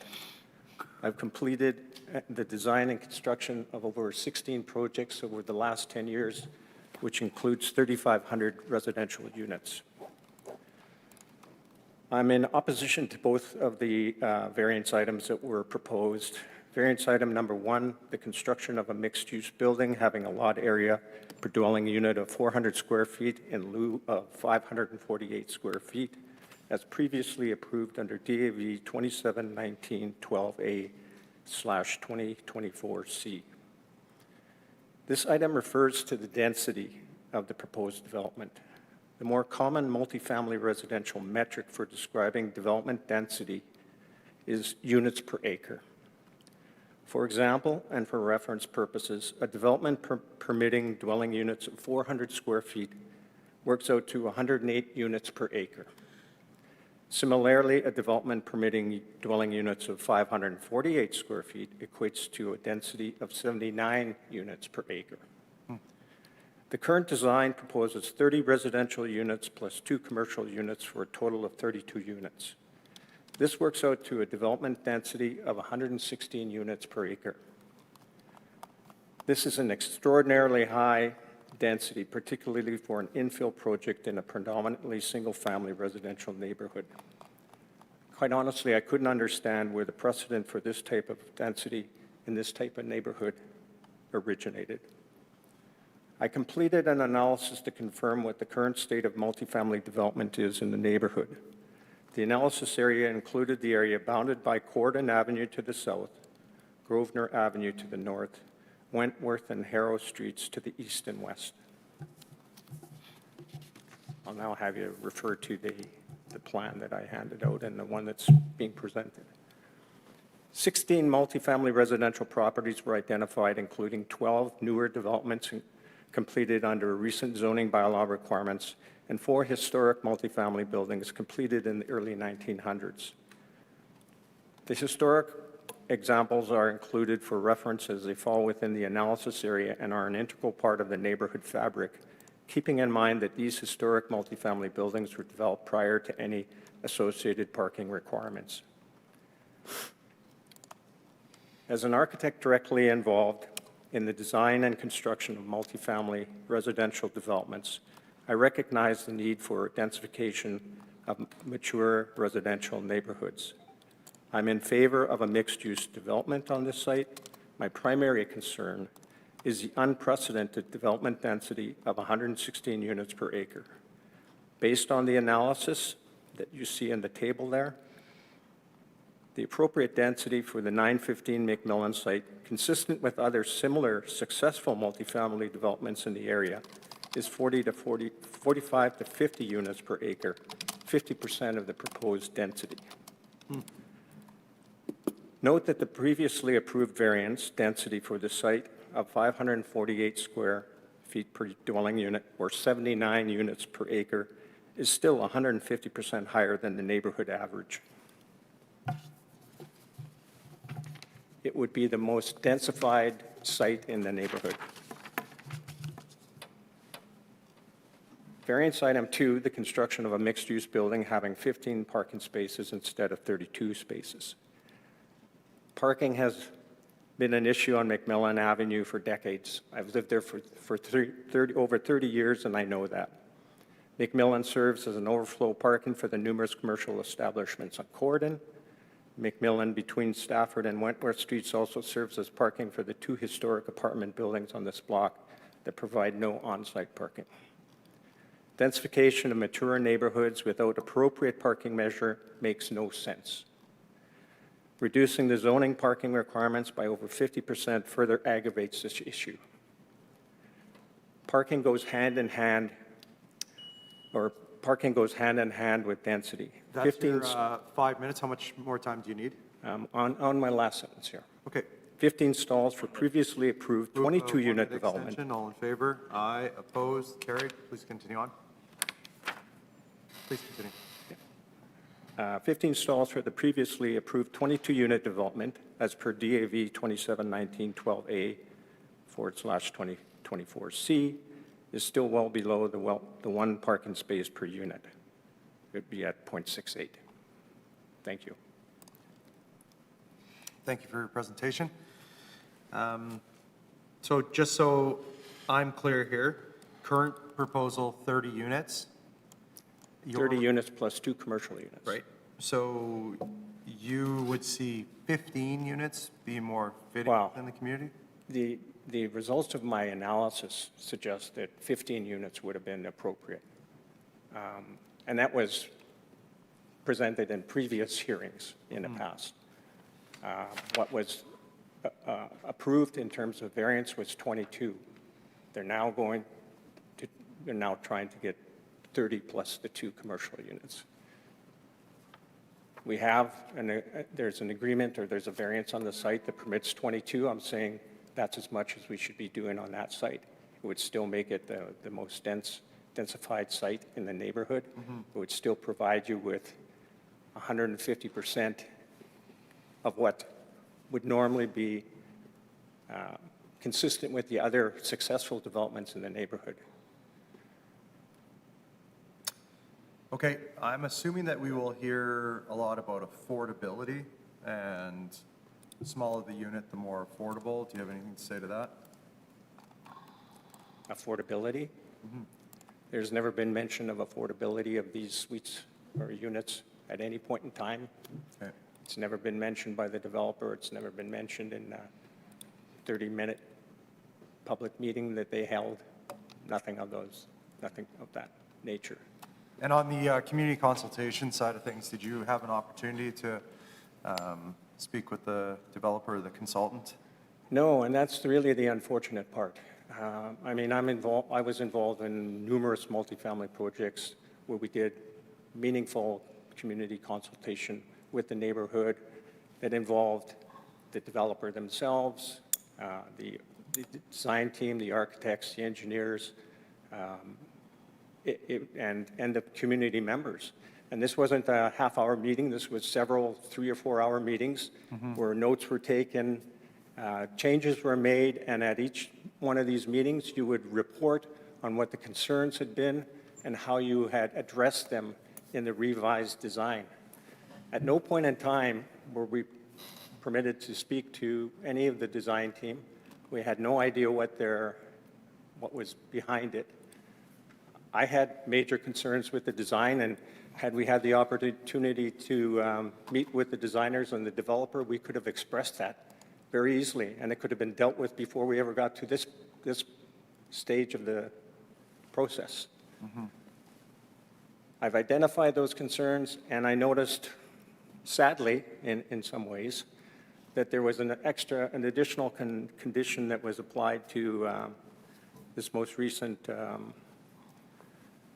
set of variances. The additional condition is that the units on the east side of the building would be equipped with opaque or non-transparent balconies. Well, that's quite honestly too little too late, because what you have is you have 12 units fronting onto an east yard directly into the neighboring single-family home. I don't know anybody who would think that that is respecting any of the existing neighborhood or the privacy of that individual. It's a failure in my mind. And the reason why they did that, that's how they achieved the density that they did. You have a corner site, which is an incredible opportunity under normal conditions, and quite honestly, with all those newer projects in the neighborhood, they all follow the same rules. And the rules is that the units front on the major streets, in this case it would be McMillan and Stafford, as well as the lane. There is no reason to front onto the side yard facing directly into the neighboring property. They pulled it back. There's an 8-foot setback on that east property line. Quite honestly, they didn't need an 8-foot an 8-foot setback if they had fronted the units towards McMillan, the lane, and Stafford. The homes on that street already are 5 feet apart from one another. It's not an issue of setback from a side of a building. It's an issue of a setback from 12 units now facing into somebody's single-family home. And those units are on the east side, correct? The 12 units are on the east side of the building? Yes. Okay. So you're saying you would be satisfied if this committee denied the application and stuck with the 548 square foot per unit? Well, we weren't in favor of 22 units when that was approved, but it was what it was. We followed the process and the decisions were made. But that decision is in place now. And everybody was prepared to accept 22 units because that's what had been deemed appropriate at the time. It was a different design as well. It was in a design that actually had the units facing the street. When they upped the number of units from 22 to 30, plus the 2 commercial units, they changed the design to have 12 units now facing the side yard. And I had asked the public service where they came up with that 548 number. 548 is it's the way it's written in the zoning bylaw, right? It's so many units, so many square feet per unit. It's always been confusing to me. I always convert it to units per acre because that's, again, the industry metric. And that's how it's most familiar to anybody who works in it on a daily basis. Let me give you an example.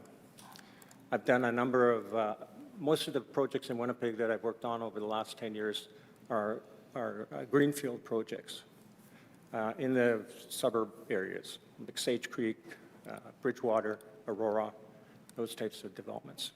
They're 4-story buildings, and the density, a good density for those projects is 40 to 50 units per acre, which is significantly lower than what you see here.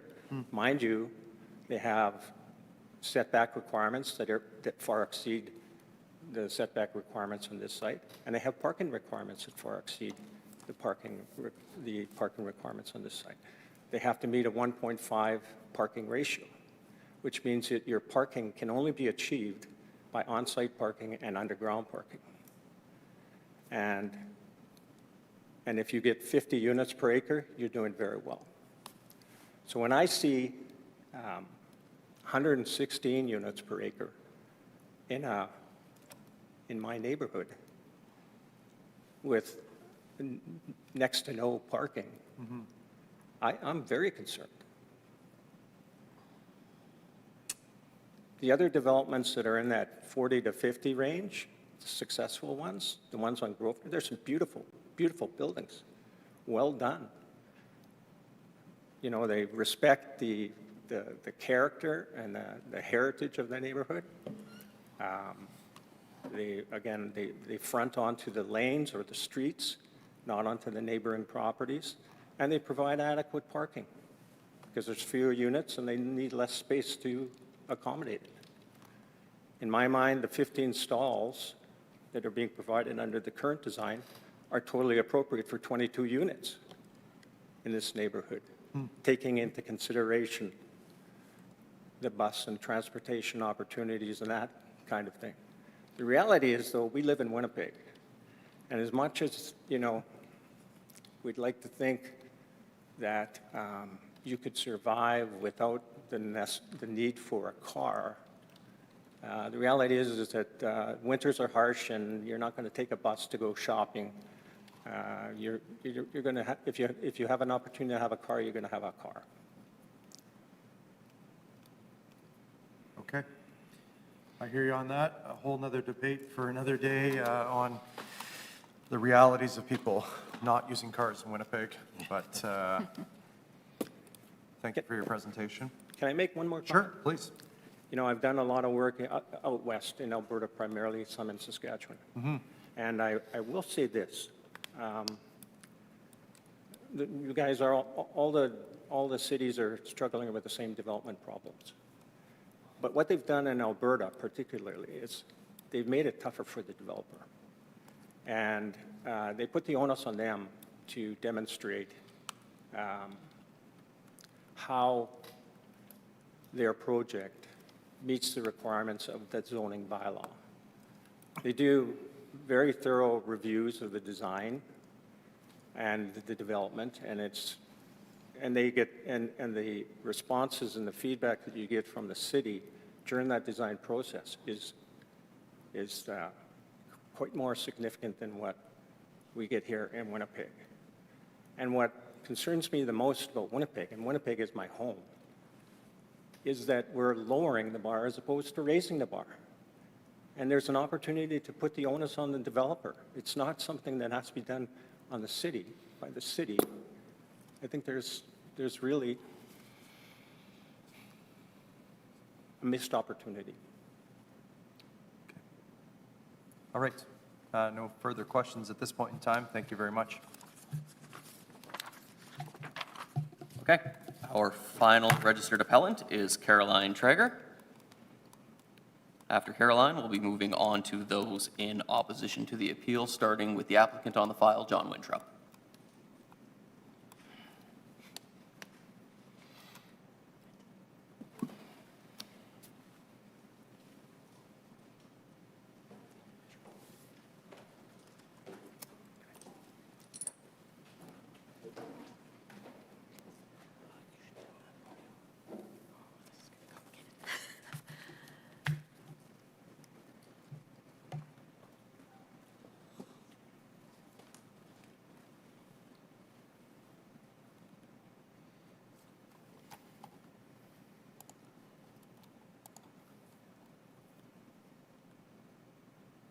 I was just saying to my colleagues here, we're going to have a break following your presentation just so folks can use the washroom or take an health break that they need, and then we'll move on from there.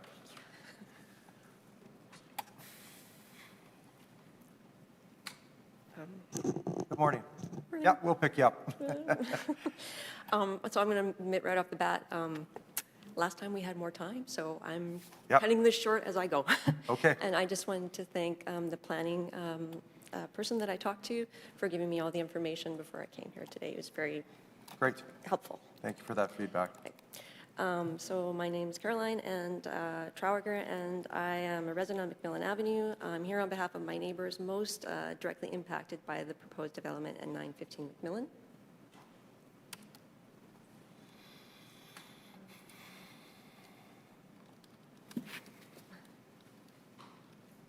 Got it.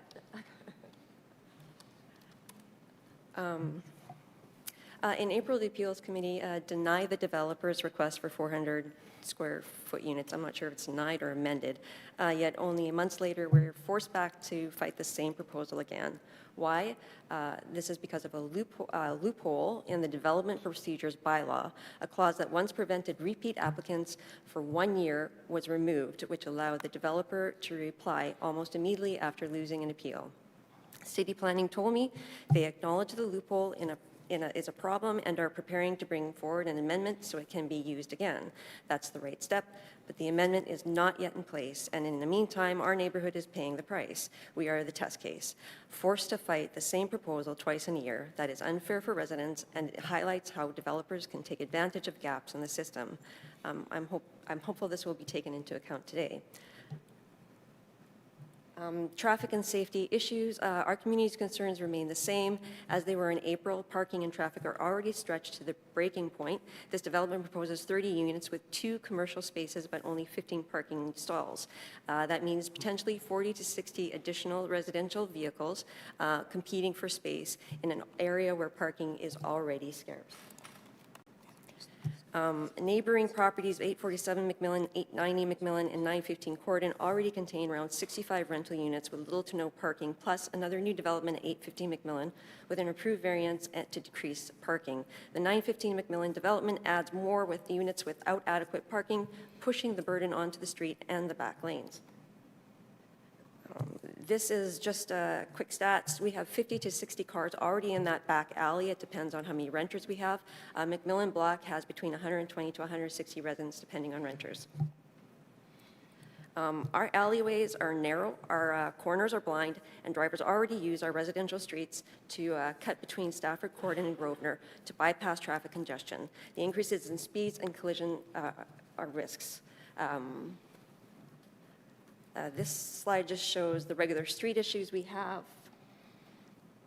This is congestion. This is what our parking looks like. There is no parking. And this is also the Winnipeg Police Service has identified this area as a collision hotspot. Adding more vehicles into this fragile system will make it more dangerous for residents, pedestrians, bus riders, and cyclists. This is just a slide showing you where we have to come out and the limitations when turning onto Stafford. And that's just like a regular day, Sunday, where that's how much traffic we get. 400 square foot units. The variance for 400 square foot units is not about affordability. It's about profit. Micro units command higher rent per square foot than larger units. Approving this variance allows the developer to fit more tenants into the same footprint, raising revenue per square foot while shifting the cost of congestion, parking, and livability onto the community. There's not many 400 square foot rentals or smaller in Winnipeg, and there's a reason for that. They raise questions about livability, long-term tenancy, and community fit.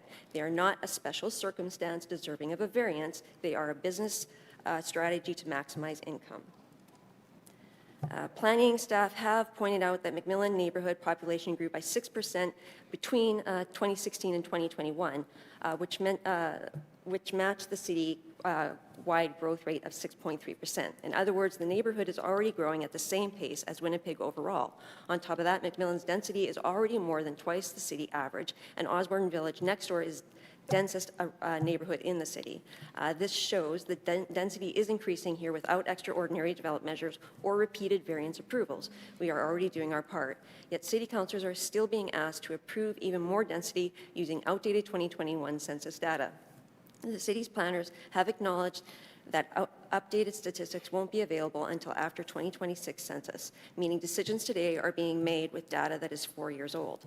More concerning, planning staff have admitted they cannot provide a clear account how many developments have been approved or built in this neighborhood since 2020. If density is the reason variances are being approved, then councillors and residents deserve transparency on how many new, okay, that's it.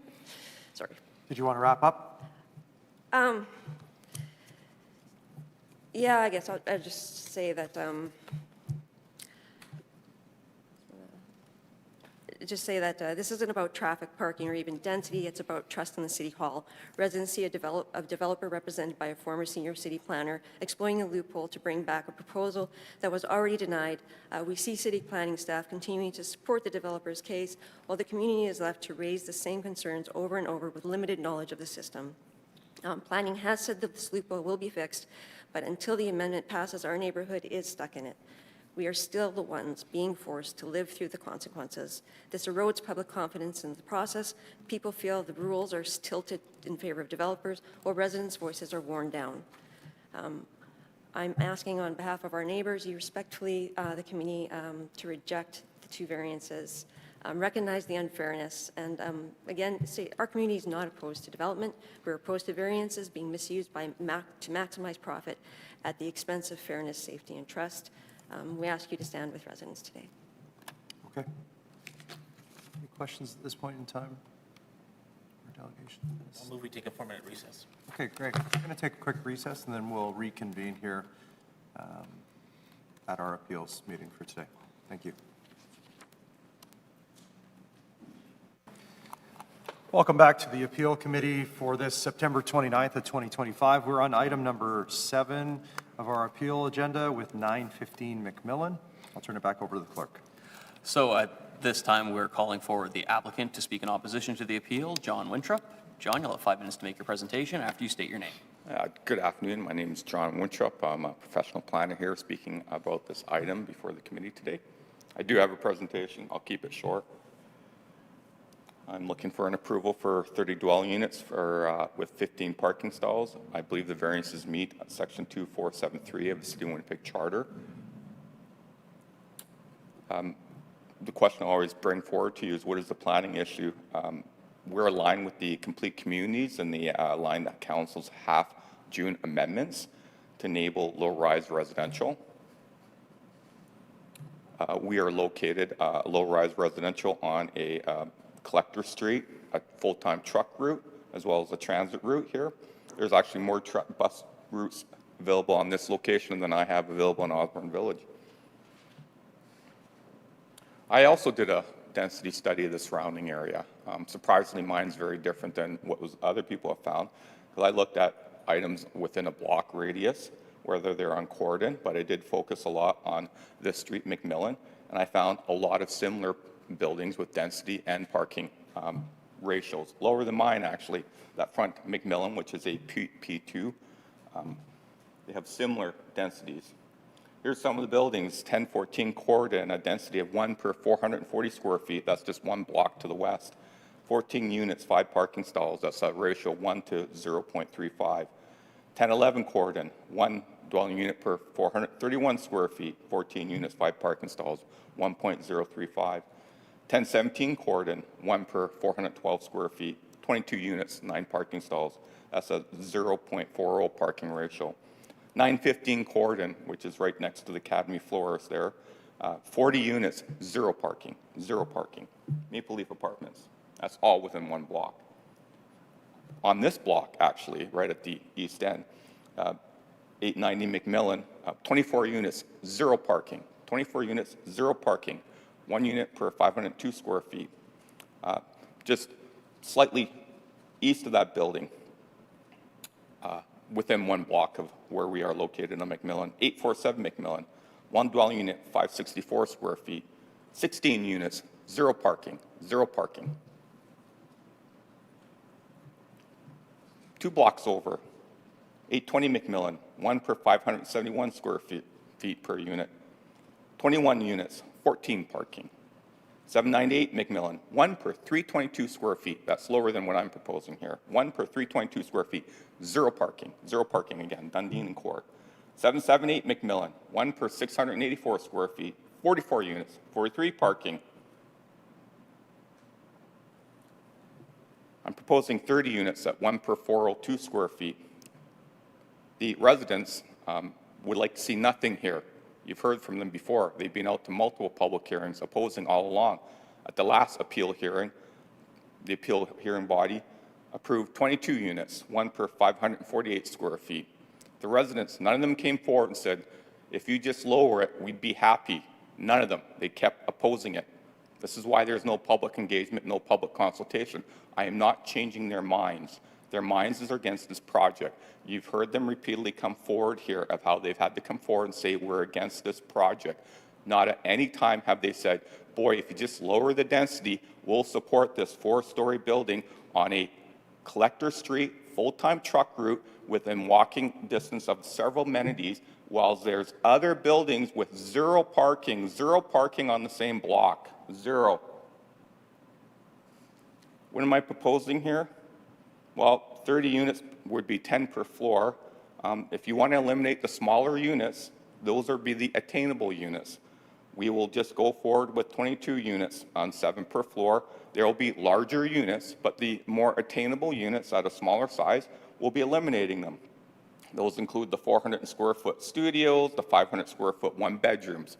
This is, again, a transit-rich area with a lot of walking distance for amenities, where you can get a variety of bus routes to be able to get to your employment. We would eliminate those units. We have alternative modes of transportation, a very walkable community, great transit, very walkable, very bikeable, car share, and we're in a car share district. We have several amenities, bars, schools, restaurants, coffee shops. I'm in that neighborhood quite often because I live nearby. I'm at that Starbucks daily. I have to take the bus all the time to go down Stafford because I can't even get a bus actually to Osborne Village. We're 1 per 402 square feet, 30 units, that's 15 parking, 1 per 050. How much time do you need? I'll wrap it up in 1 minute, but I can also indicate that there are several, I've given you a, It's extension. 2-minute extension of time. All in favor? Aye. Opposed? Continue, please. I've given you a written report indicating and highlighting all the projects along McMillan that have been improved, including the latest one that had a lower density, higher density per unit per square foot, lower parking. So I'm consistent with the surrounding area. That's part of the charter requirement that you look at. Under the charter, there's 4 points of criteria. What's the surrounding area? And if a judge was to review something, they don't discount something because it's a block to the west, but it's not here or not there. They look at the surrounding neighborhood. When I look at the surrounding neighborhood and I walk down that street all the time, this density and this parking ratio fits in with what's being recently approved as well as what's being approved before. So I match and mix. I matched and aligned to the surrounding neighborhood. I'm open to any questions. Thank you. Councillor Santos has a question. John, could you go to that slide where you provided the differentiating between the 22 units versus the 30 units? This one that there's no difference from the curb not the view. curb view, but the square footage. Yeah, here, so we would just eliminate the smaller units. 30 units is 10 per floor, includes a mixture of incomes. This is a mixed income building, really, with different, you have small studios at 400 square feet, then you have a larger unit at over 1,000 square foot, 2-bedroom, 2-bath. That's a nice unit. So you get a mixture of incomes into this building. It's a mixed income building. If you reduce the density, then we'll just get we're not going to have 400 square foot units. We're not going to have 500 square foot units. We're going to have larger units. That's what it'll be. So Okay. the attainable units will disappear. Okay, so, but what I'm seeing here is what you were approved was 548 square feet. Could you not go to the 548 square foot that was approved? No, earlier so this year? there's the size of the unit is one thing. The density is a measurement of the number of units on the square footage. In zoning, we use density, square footage, not acres. And so we take the lot area and you divide it by X square feet, and that's the number of dwelling units you're allowed. So at the last appeal hearing, they approved essentially they approved 22 units, which works out to 1 per 400 square feet or something, I can't recall. So it's not that, it's not the size of the unit. that is allowed. It's the minimum of how we calculate density allowed on the property. Okay. So we would just have larger units. To be able to make that number of 22 units would work out to approximately 7 per floor, and the units would, increase in size. And I wasn't at the last appeal, but was that shown, the 22 units, 7 per floor, was that shown at the previous appeal? No, what happens, I went through the appeal hearing process, and at the end, they approved it condition of only allowing 22 units. So we had went through the hearing, and we never shared that information. Nor did I share the zoning analysis of the surrounding area of, the fact that there's a building at the end of the block that has no parking on it. So I provided additional information that wasn't provided before, including the fact that there's a building a couple blocks, 3 blocks away that was recently approved by the City Center Community Committee at the same density and the same parking requirements as what I'm proposing here. A couple questions to address the previous presenters. So our first presenter talked about the potential of what sounded like supportive housing. That's not the plan here. Yeah, our idea is to have a mixed income, people who have employment and work. We're not, I'll call it attainable housing. It's more affordable, but it's somebody who has a job and works and will pay rent and live in the building. This is a great location, but we're not having the entire building. We're going to have a mixture of incomes of over 1,000 square foot units. That's bigger than what I live in. That's a generous sized unit, down to a 400 square foot unit. That might be for somebody who is employed in retail or something like that at Polo Park or somewhere, and end up being able to pay their rent and take the bus and get their amenities. What would be the range of rent for the lowest to highest in this potential development? I try not to get into rent because it's not too much of a criteria in the variances. I just know from that rent's quite high. Like if you're looking like for I know in Osborne Village where I live by the Shell gas station there, a 1,000 square foot unit's renting for like $2,000, like $1,800.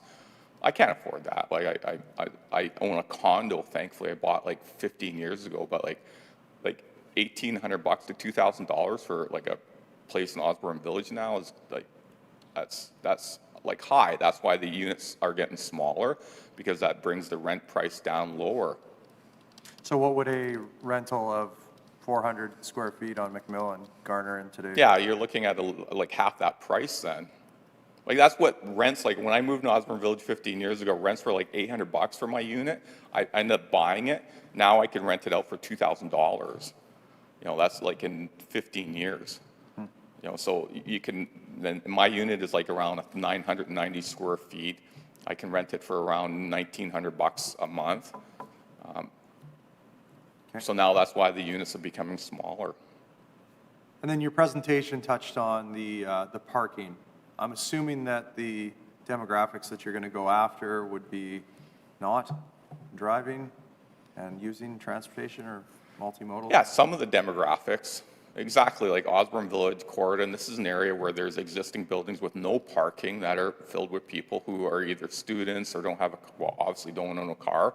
You can't live in these neighborhoods and own a car and park it on the street year round because of the winter routes and the fact that in January, February it gets to -40, like how are you plugging your car in? I live in Osborne Village. I don't own a car anymore. I've been taking transit for the last few years since the pandemic. And getting around. This location is actually great for transit. You've got the D11, there's more bus routes rolling down Stafford than Pembina Highway now. So when I go down Pembina, I actually take the buses down Stafford to get back to Osborne Village because there's just more frequency of buses on Stafford. So transit's good here. It's a walkable community. There's a grocery store there. There's the Tim Hortons. You've got the Starbucks. You've got employment nearby for people as well. You can take a bus and get to employment in the Polo Park area pretty quickly. So there's employment, and this is the type of person likely to live in these units. Students, people who work part-time or full-time in I'll say, entry-level job. Okay. And then just the last two things, one of which, is kind of counter to the argument of less parking, but I'll still ask the question, the traffic impacts in the neighborhood? Yeah, I'm in that neighborhood. I walk My dog, I used to ride a bike around there. I take transit all the time. People, ideally, if you want more parking, you're just going to drive more people in the cars and you're going to have more accidents. This building's not going to cause more accidents. We're trying to reduce the parking, reduce the driving by locating these buildings in walkable communities with a lot of amenities, whether it's the high school up the street or the elementary schools nearby, the daycares nearby, the restaurants, the gelato places, all that stuff, the nightlife along Corridon where you can get out and walk and go up to the Grove pub or somewhere instead of hopping in your car and driving. So we're trying to, this building is helping to reduce the amount of people in their cars driving around. If you want a city where people are just driving all the time, you're building out in the suburbs and they're driving down the Corridon. Here you can live in Corridon and walk to everything you want with amenities or all your livable means. You can hop on a bus to D19 and go to downtown if you need medical or something like that, or to get to City Hall or to Red River. The bus goes right down Corridon now and drops you off right over here in front of Red River Community College, or whatever it's called these days. So if you're a student at Red River, you can walk to the corner a block away, grab a Starbucks coffee, and get to school within like 30 minutes. Okay, and then on the community consultation piece, I understand what you're saying. You're under the impression that they don't want, the community does not want any type of building there. That's not the impression I got here today, but I haven't been intimately involved with this file. But why not any further consultation to try to find the, maybe not even middle ground, but have these types of discussions? Yeah, I've never heard any kind of common ground or, boy, like, we'll accept this building if you change the, facade to something different, or you make it Roman arches or do modern architecture. I've never heard that. It's always, we're just against this. Here's all the reasons why we're against it. It's because the last hearing, we did community and consultation. We went out there in June of last year, I believe it was, and all we got at the last hearing was how terrible that engagement was and how it was too short and wasn't enough. And it was on and on about how terrible the engagement was. So when we do engagement, they don't like it because they don't want the project. 10% of the people always, you're just not going to change their mind. There is no common ground here. I've never heard it expressed any time that, boy, if we just change the arch or just do this or change that yard, somehow it'll be more palatable to the residents. We're still down to a small group of residents who said, we're against this. We're against you. We're against the development. We don't want it. And I respect that. That's their view. I'm not going to change their mind. They're not changing my mind. They have the right to come out here and speak and give their opinion. I encourage them to do that. But having a face-to-face dialogue to somehow think, if my client thought he could change something to get this approved, that would have happened a long time ago. This has been ongoing for years. Yeah, go for it. Okay. Councillor Brody has a question, but I just wanted to wrap up my series of questions here from the notes that I was taking. The 12 units that are facing the eastern neighbor, they all have balconies, and if they do, how is that not like a little bit of overkill on intrusiveness to a single-family home? Yeah, thankfully, I'm not here for plan approval. I'm only here for variance for parking and for number of dwelling units, not the design of the building and not a side yard variance. So that has nothing to do with parking or the number of dwelling units.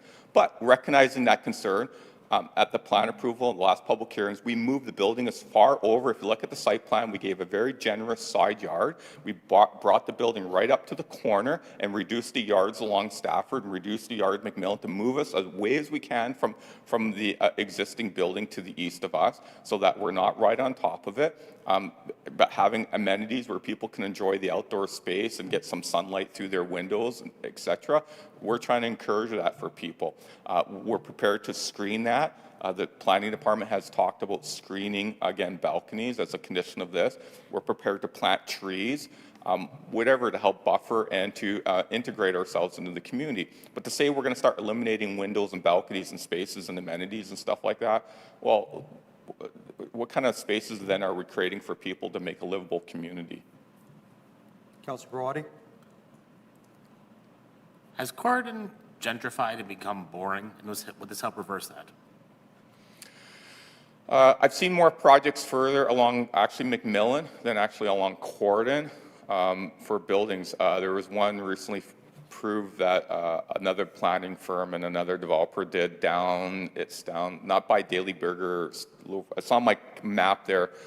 It's still a vacant lot, but it was approved a 4-story building. So there's been more buildings being approved along McMillan than I say along Corden itself. I'm thinking the neighborhood in general. Yeah, the neighborhood in general, I'd say it's nicer. It's nicer than it was like certainly 10 years ago, 15 years ago. Osborne Village is a little bit more. It's quiet. I'm saying, like, I mean, there used to be more activity. Yeah, oh yeah, since the pandemic, like I walk down that street every day. It's like, it was nothing happening during the pandemic, and it's still like, even on a Saturday night, like extremely I mean, I go to quiet. 17th Avenue in Calgary. I go to lots of these neighborhoods that, you know, have housing around them. They've come back since the pandemic. Corden hasn't. No, not at all. Like, from my observations, Corden, Osborne hasn't come yeah. back. No, not at all. Like, I say Corden's got less, I feel safer walking around Corden than I do on Osborne Village. Agreed. Okay, thank you. Okay, seeing no other questions at this time, thank you very much for your presentation. Thank you. So that concludes those who were registered in opposition to the appeal. Just for the record, I'll state there's no one here to speak in opposition to the appeal or for information on the appeal. So at this time, we could go to questions for the administration. Any questions at all for the administration at this point in time? Yeah, so remind me again, okay, so there was an appeal, it was approved at 548. We're a couple months down the road, and of course, he's applied for, or approving 400. So in my mind, I've noticed in the past that usually developers are not allowed to come back until 12 months later, right? So how is this able to come back to us again a couple months later? Yes, so. You may have said it in your earlier comments, but just remind me again. Yeah, so this is part of the process that makes this application complicated. So the charter was changed in 2023, to the best of my understanding. The wording was changed so that repeat development applications no longer have a year-long waiting period. Right. And then there's also the development procedures bylaw, which impacted this process as well. So normally when an application is rejected at an appeals committee, then if there is a repeat development application, then that new application goes directly to community committee. But because the last appeals meeting amended but did not reject the application, then it went back to just a regular City of Winnipeg approval process, which had to be appealed again. So that's why we're here. But it's certainly a complicated a process that probably should be changed, if you're asking me. I certainly understand why the residents are upset, but that's sort of something that's beyond this meeting, I think, so. Okay. Okay, I don't have any other questions. Was the last iteration of this rejected or modified? Modified? Yeah, modified. Would it have been different if it would have been rejected? If it was rejected, then it would have, the reapplication process, the poster would have still gone up, but it would have gone directly to community committee as opposed to the planning department approving it and then having that approval appealed.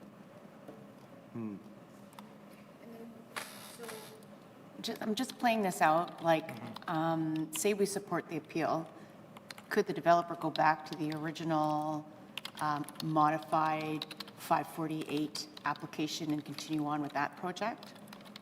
Yeah. Okay.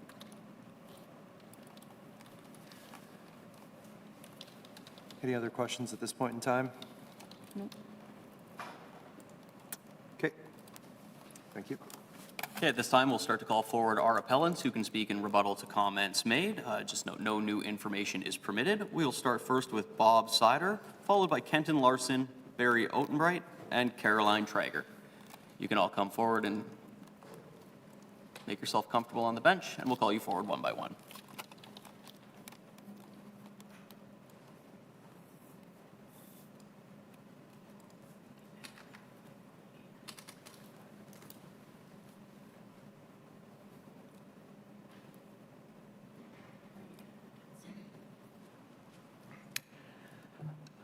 Yes. I have never received any information regarding consulting with the developer.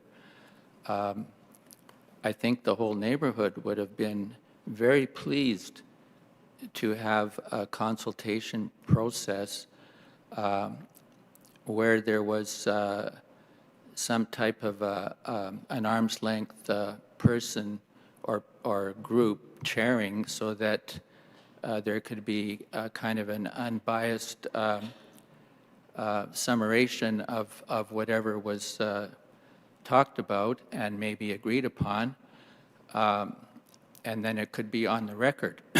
But that never occurred. And he says we had a consultation with the community, but I live right across the back lane, right next door to this project. I'm the one most affected of the people speaking today, and I got nothing.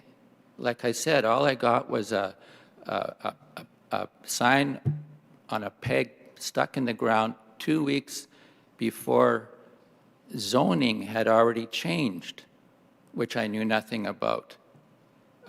So I couldn't speak to that, and so on and so forth. Also, he's pointing out that all of these blocks do not have parking in the neighborhood. They were built way back when, so now, because those apartments do not have parking, people who have cars in those apartments are making the problem of parking in the neighborhood worse. So this, having an apartment, having this project go ahead with little parking is going to make the problem worse. And I think that his argument is counter to what point he was trying to make, except that maybe it's a precedent or something. But those buildings were built in the early 1900s. So, and he said himself, I'm not going to change their minds, and they're not going to change my mind. He said that. So that's why we don't have consultation. Okay, and he says that we are not, we are just want to reject anything built there? Who said that? We didn't say that. Where does he get this from? Like he's making stuff up, I must say. Thank you very much. Thank you. And I just wanted to touch on the unit size that was shared with us there, that there would be varying different unit sizes. Does that change your opinion at all? Oh, I knew that already. Okay. I just wonder how many are 400 square feet? Yeah. I don't know what percentage that is. Okay. So I just don't like the idea of, I'd like a place where people feel like they are part of something. And I think that if 550 square feet, I think is pretty small in and of itself anyways.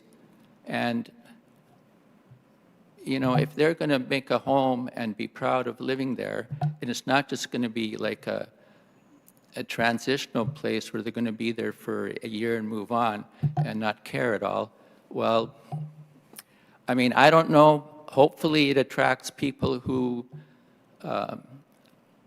you know, like to live in the neighborhood and would be, want to stay there.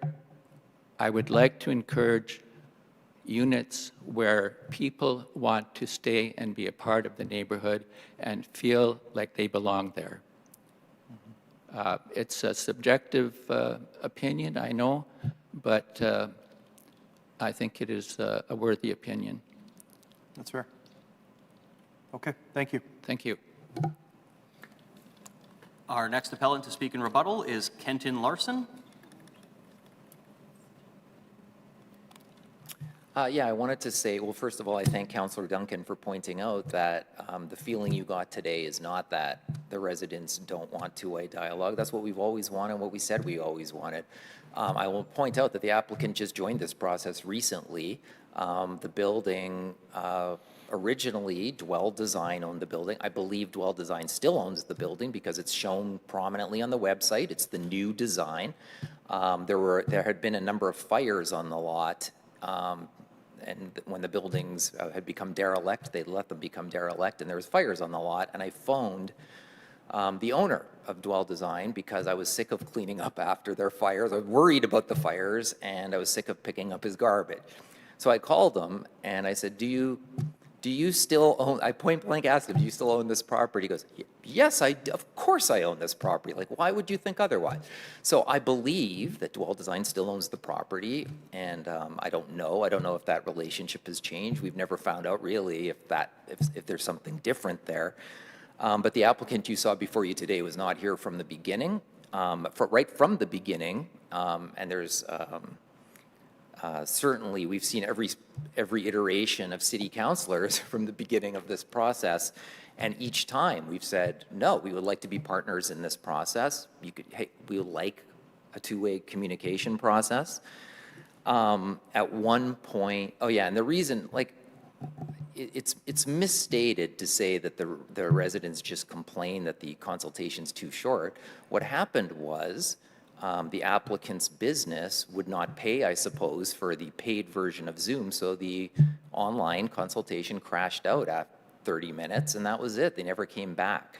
The person in charge of the consultation was not the applicant, but some other person who had not been briefed, didn't know anything, couldn't answer the simplest question, couldn't answer who owned the property. Like, it was not a consultation. Let's be honest, it really wasn't. And if residents are dissatisfied, that's why. It's because there was no real consultation. It was phony. It really was. It should not count as consultation. At a previous hearing, Councillor Orlico asked the applicant, all right, you did a consultation. What did you think about after the consultation? What did you take into consideration? And the applicant answered, oh, nothing. Nothing. Like, by his own admission. I didn't listen to anything. And the applicant, I don't know why the applicant gets so angry when he's talking about the people who live in the community. It doesn't make sense to me. Like, here we are. Do we look so scary? Like, we would like to have a good discussion. I don't know why we get words put in our mouth that we've never said. No one has ever said that nothing's going there. We know something's going there, and we want it to be part of the process right from the very beginning. The things we've seen, I agree that he kind of made a point for us on the lack of parking on the street, but there's, I mean, like, all I have, and I sort of the point I made before, all I have is the Corden plan to look at. I don't have loopholes, so I look at the plan and I go, well, what's missing from his presentation? Character, green space, setbacks parallel to the frontage line, considerations for light view and privacy of adjacent buildings. Like, we sort of get into all of that stuff. But like, when I hear the applicant speak, I hear Starbucks, I hear bus routes, I hear the Grove, I hear amenities, but I don't hear community, is what I don't hear. As well, I'm just going to point out that this property continues to gather trash. Even this morning, there's trash in the property. I have picked it up so many times, and I'm not doing it anymore, so now it's really starting to pile up. So look, what we have seen is a dereliction of the property over these 5 years. It's depressing to actually see. It's been dangerous at times. As I mentioned, fires, 2 encampments, and we have not seen the developer there to look after it. Most recently, a couple weeks ago, somebody dumped 4 garbage bags, like, in the middle of the property, and so I picked them up and I put them in the garbage can. Like, it's just, like, this developer has done nothing to make us think that they're going to operate this in a reasonable way, because the property has not been operated in a reasonable way in the last 5 years. But I will once again, because I've done it at every meeting, restate that the community is always open for discussion and two-way communication. Thank you. Thank you. Questions at all? I guess at the end of the day, regardless of our decision here today, something's going to get built there. Right. Absolutely, something is. And the way that it looks today, I mean, we saw the side-by-side of 30 versus 22. Is there really a difference, in your opinion, if it's the exact same building with different size units? Look, I'm going to go back to last time where, I mean, we were there for many hours last time as councilors sorted through and discussed with the architect on our street in addition to the developer and came to that decision last time. And I thought that to me represented a middle ground and a reasonable middle ground. And I wasn't fully satisfied, and neither was the developer, and that's a sign that maybe that was a good decision. Okay, so I can't say, I just have to honestly say that when I see a presentation by this applicant, I worry about it because there's things that I know not to be true that are said out loud. And so I don't know what I can trust in that presentation, to tell you the truth. So I can't, on the basis of that presentation, I don't think I can weigh in, but on the basis of the last decision of the appeal committee, I thought that was a well-reasoned and well-thought-out process and a well-discussed and talked-out process in front of everybody who was there that day. Okay.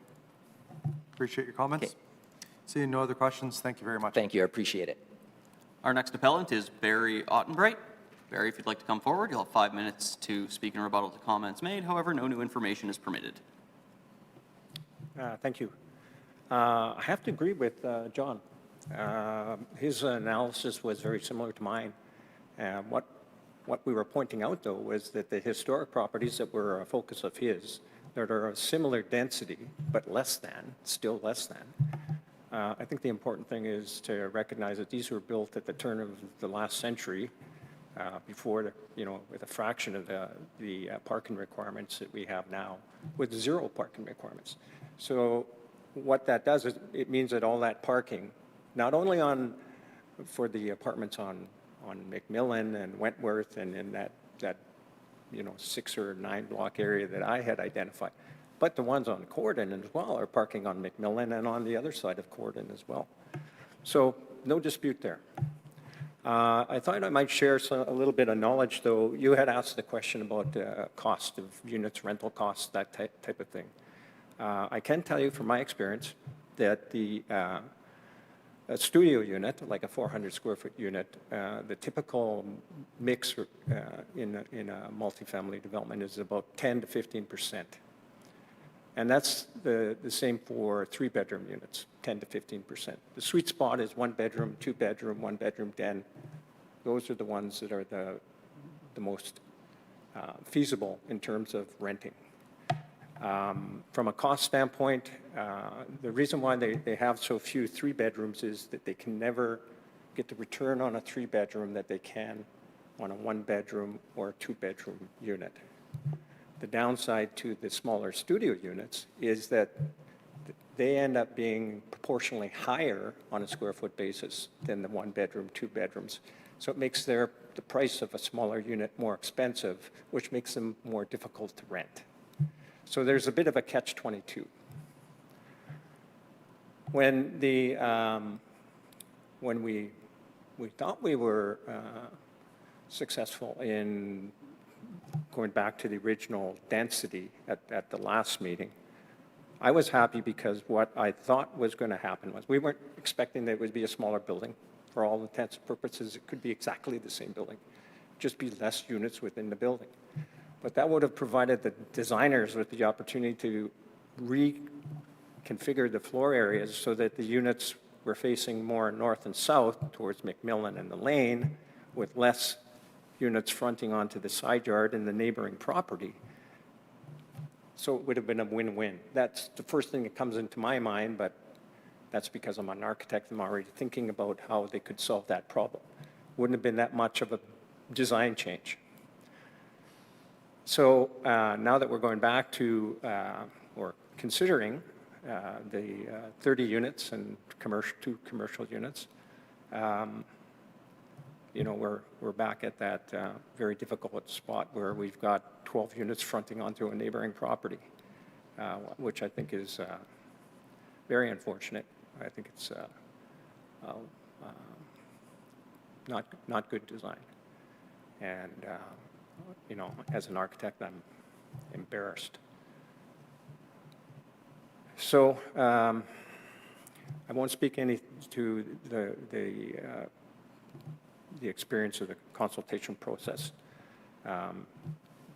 Mr. Winthrop did attempt to have community consultation, but again, in my experience and being involved in that community consultation, there's the right way of doing it and there's the wrong way of doing it. And again, if you guys change the rules so you make it part of it and you put the onus on the developer to do it and to report to you so that you don't have to do it, that would make sense. That's what they do in other jurisdictions. That's all I have to say. Okay, thank you. Any questions at this time? Seeing none, thank you very much. Okay, and our final appellant to speak in rebuttal to comments made is Caroline Traeger.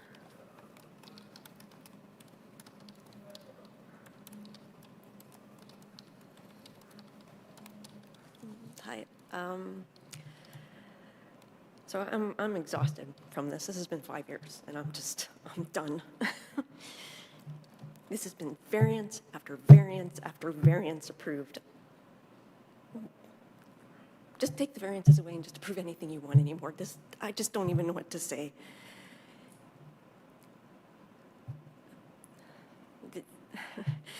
We're talking about our block. We're not talking about 3 blocks down. And that's sometimes where Mr. Winthrop goes. It's, 3 blocks down, this down. On our block, we have duplexes, triplexes, fourplexes. We have large apartment buildings, small apartment buildings. We are not like the block next to us. We have cars. This imaginary that this new bus system has somehow, everybody's jumping on it. Well, I can tell you, I do take the bus. My partner takes the bus. And the same people we took the bus with, they are not getting on that bus. They have decided to take their cars. So no, the bus system is not making it that everybody's jumping on theirs, but they're taking their cars. We have more cars in this area now. I can't get to my location anymore. I have to do a 20-minute walk to get to the Exchange District. If I take the D19, that's about 30 to 40 minutes more for me to get to work than it used to. It used to be a 20-minute from the bus stop to there. So no, the buses are off. And as for Councillor Berardi, you're right. Gordon, it's not what it was. We were promised when that Gordon Osborne came in, there was a promise that you're going to see this revitalization, and all these people are going to move in your area, and they're going to go shopping in these shops. They didn't. We've lost so many shops now. If you go down Gordon Osborne, all you see is for lease, for lease, for lease, for lease. Every promise we were given, it's gone. And yet, you just, more variances and more variances. Is it going to stop here? Probably not. That, you know, we asked for something to be put on the balcony for privacy at least, and the response was basically that we don't, we were called the R word. So, you know, we don't want people looking into our yards who are immigrants, is basically what they said to us. But the minute you guys offer up a screening, that's fine. As for the 22 plan, we've never seen that plan. Nobody ever presented that plan to. I don't know if that plan was approved by the planning department. So no, we've never seen that. And I'm sorry, I'm frustrated. I wish I would have never moved to this neighborhood. I regret it. It was 20 years ago. It was a wonderful neighborhood. We welcomed people coming into it because we thought the Gordon Osborne plan was going to protect us, and it's done absolutely nothing but just degrade our community. And we've lost so many neighbors because of this. The house next door, it's been up for sale for 2 years. We lost a long-term person who lived there for 25 years, and now it just sits there empty. And it's because of this building. And we've lost neighbors on the backside. So, yeah, I don't know what to say anymore. I'm frustrated, but thank you for the opportunity to show my frustration. Any questions? No. Thank you. All right. This would be the time that we would move on to motions, if there's an appetite by the committee to go one way or the other here. I'm not too sure what to do, to be quite honest with you. Do you want to move stuff? You want to take something? You want to take this thing? You're easygoing, but either way, okay. I'll move that the report of the Winnipeg Public Service be taken as read. All in favor? Aye. I move that the receipt of public representations be concluded. All in favor? Aye. Aye. Opposed? Carried. I'm going to just do some opening comments first before I move, if that's okay with you, Mr. Chair, if you'll just enlighten me. Sure. This is actually, you know, I come to these meetings and I always look at every single property as if it was brand new. And, you know, I get challenged, you know, on a number of them, and then some of them are pretty, you know, easier decisions. This one is actually a very challenging for myself. I am a big proponent of infill development. I see really good reasons why we want to increase housing in areas, you know, particularly myself who represents an inner city. We want more housing, we want more affordability. But this one's a little bit different. The delegation came out very well spoken, appreciate hearing some of the frustrations that they have expressed. I don't believe that they are against housing.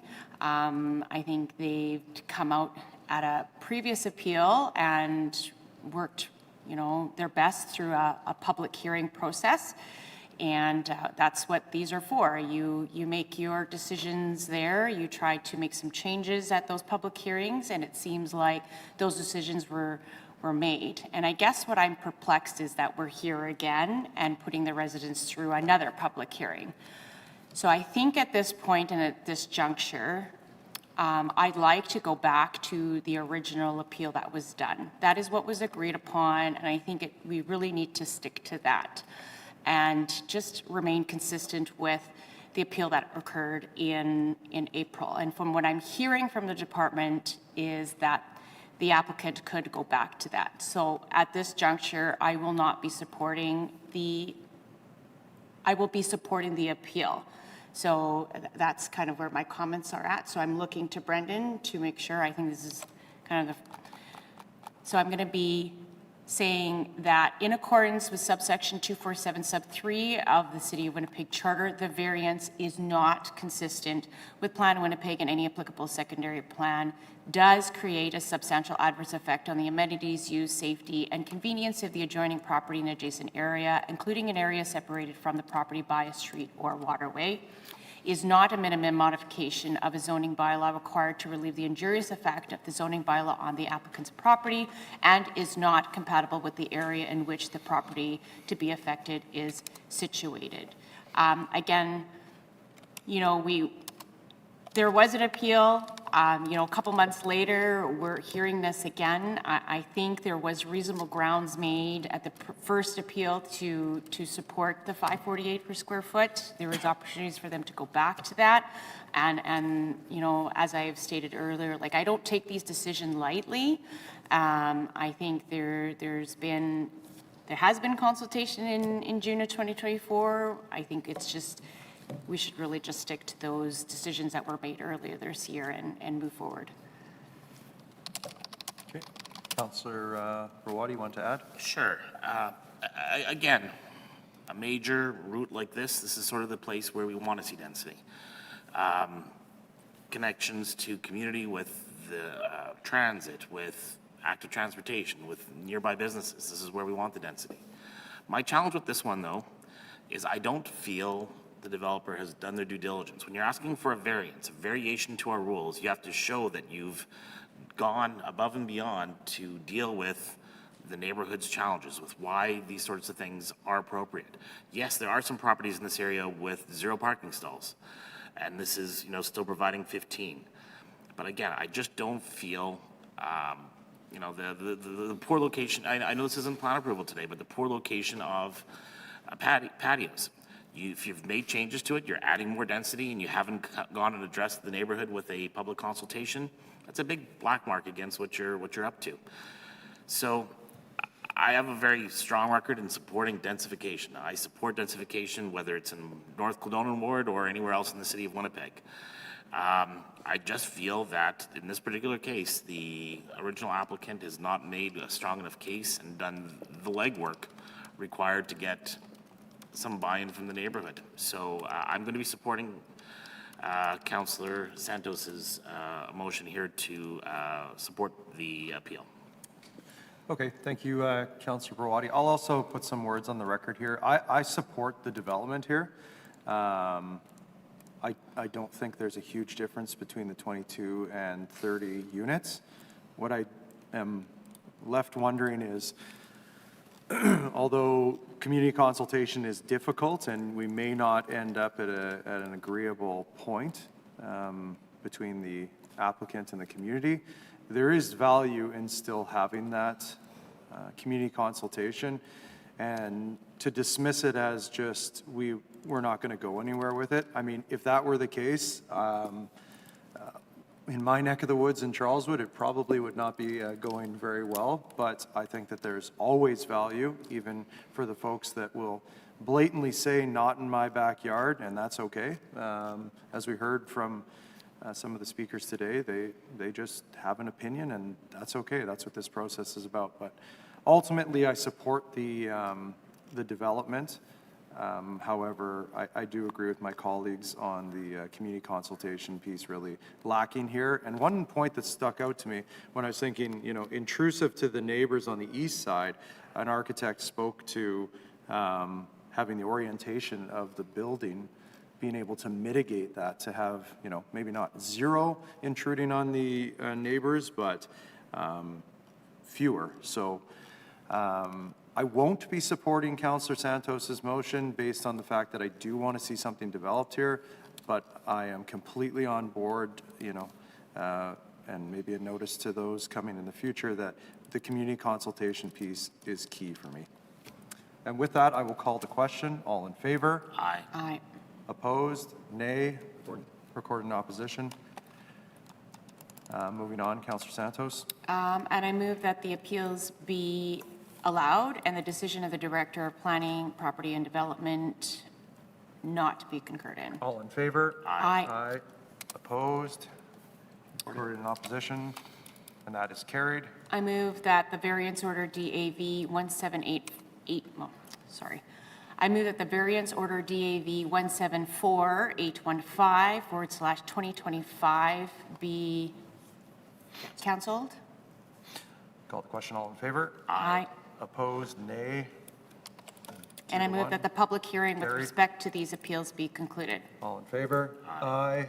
Opposed? And that is carried, 3-0. Please note that the committee has made a final decision on this matter, which is not subject to further appeal. Move adjournment. And that concludes our agenda for our hearings. Councillor Browadi moves adjournment of this meeting of appeals. All in favor? Aye. Opposed? That's carried. Thank you very much for joining us this morning, moving into the afternoon. Appreciate your patience and enjoy the rest of your day.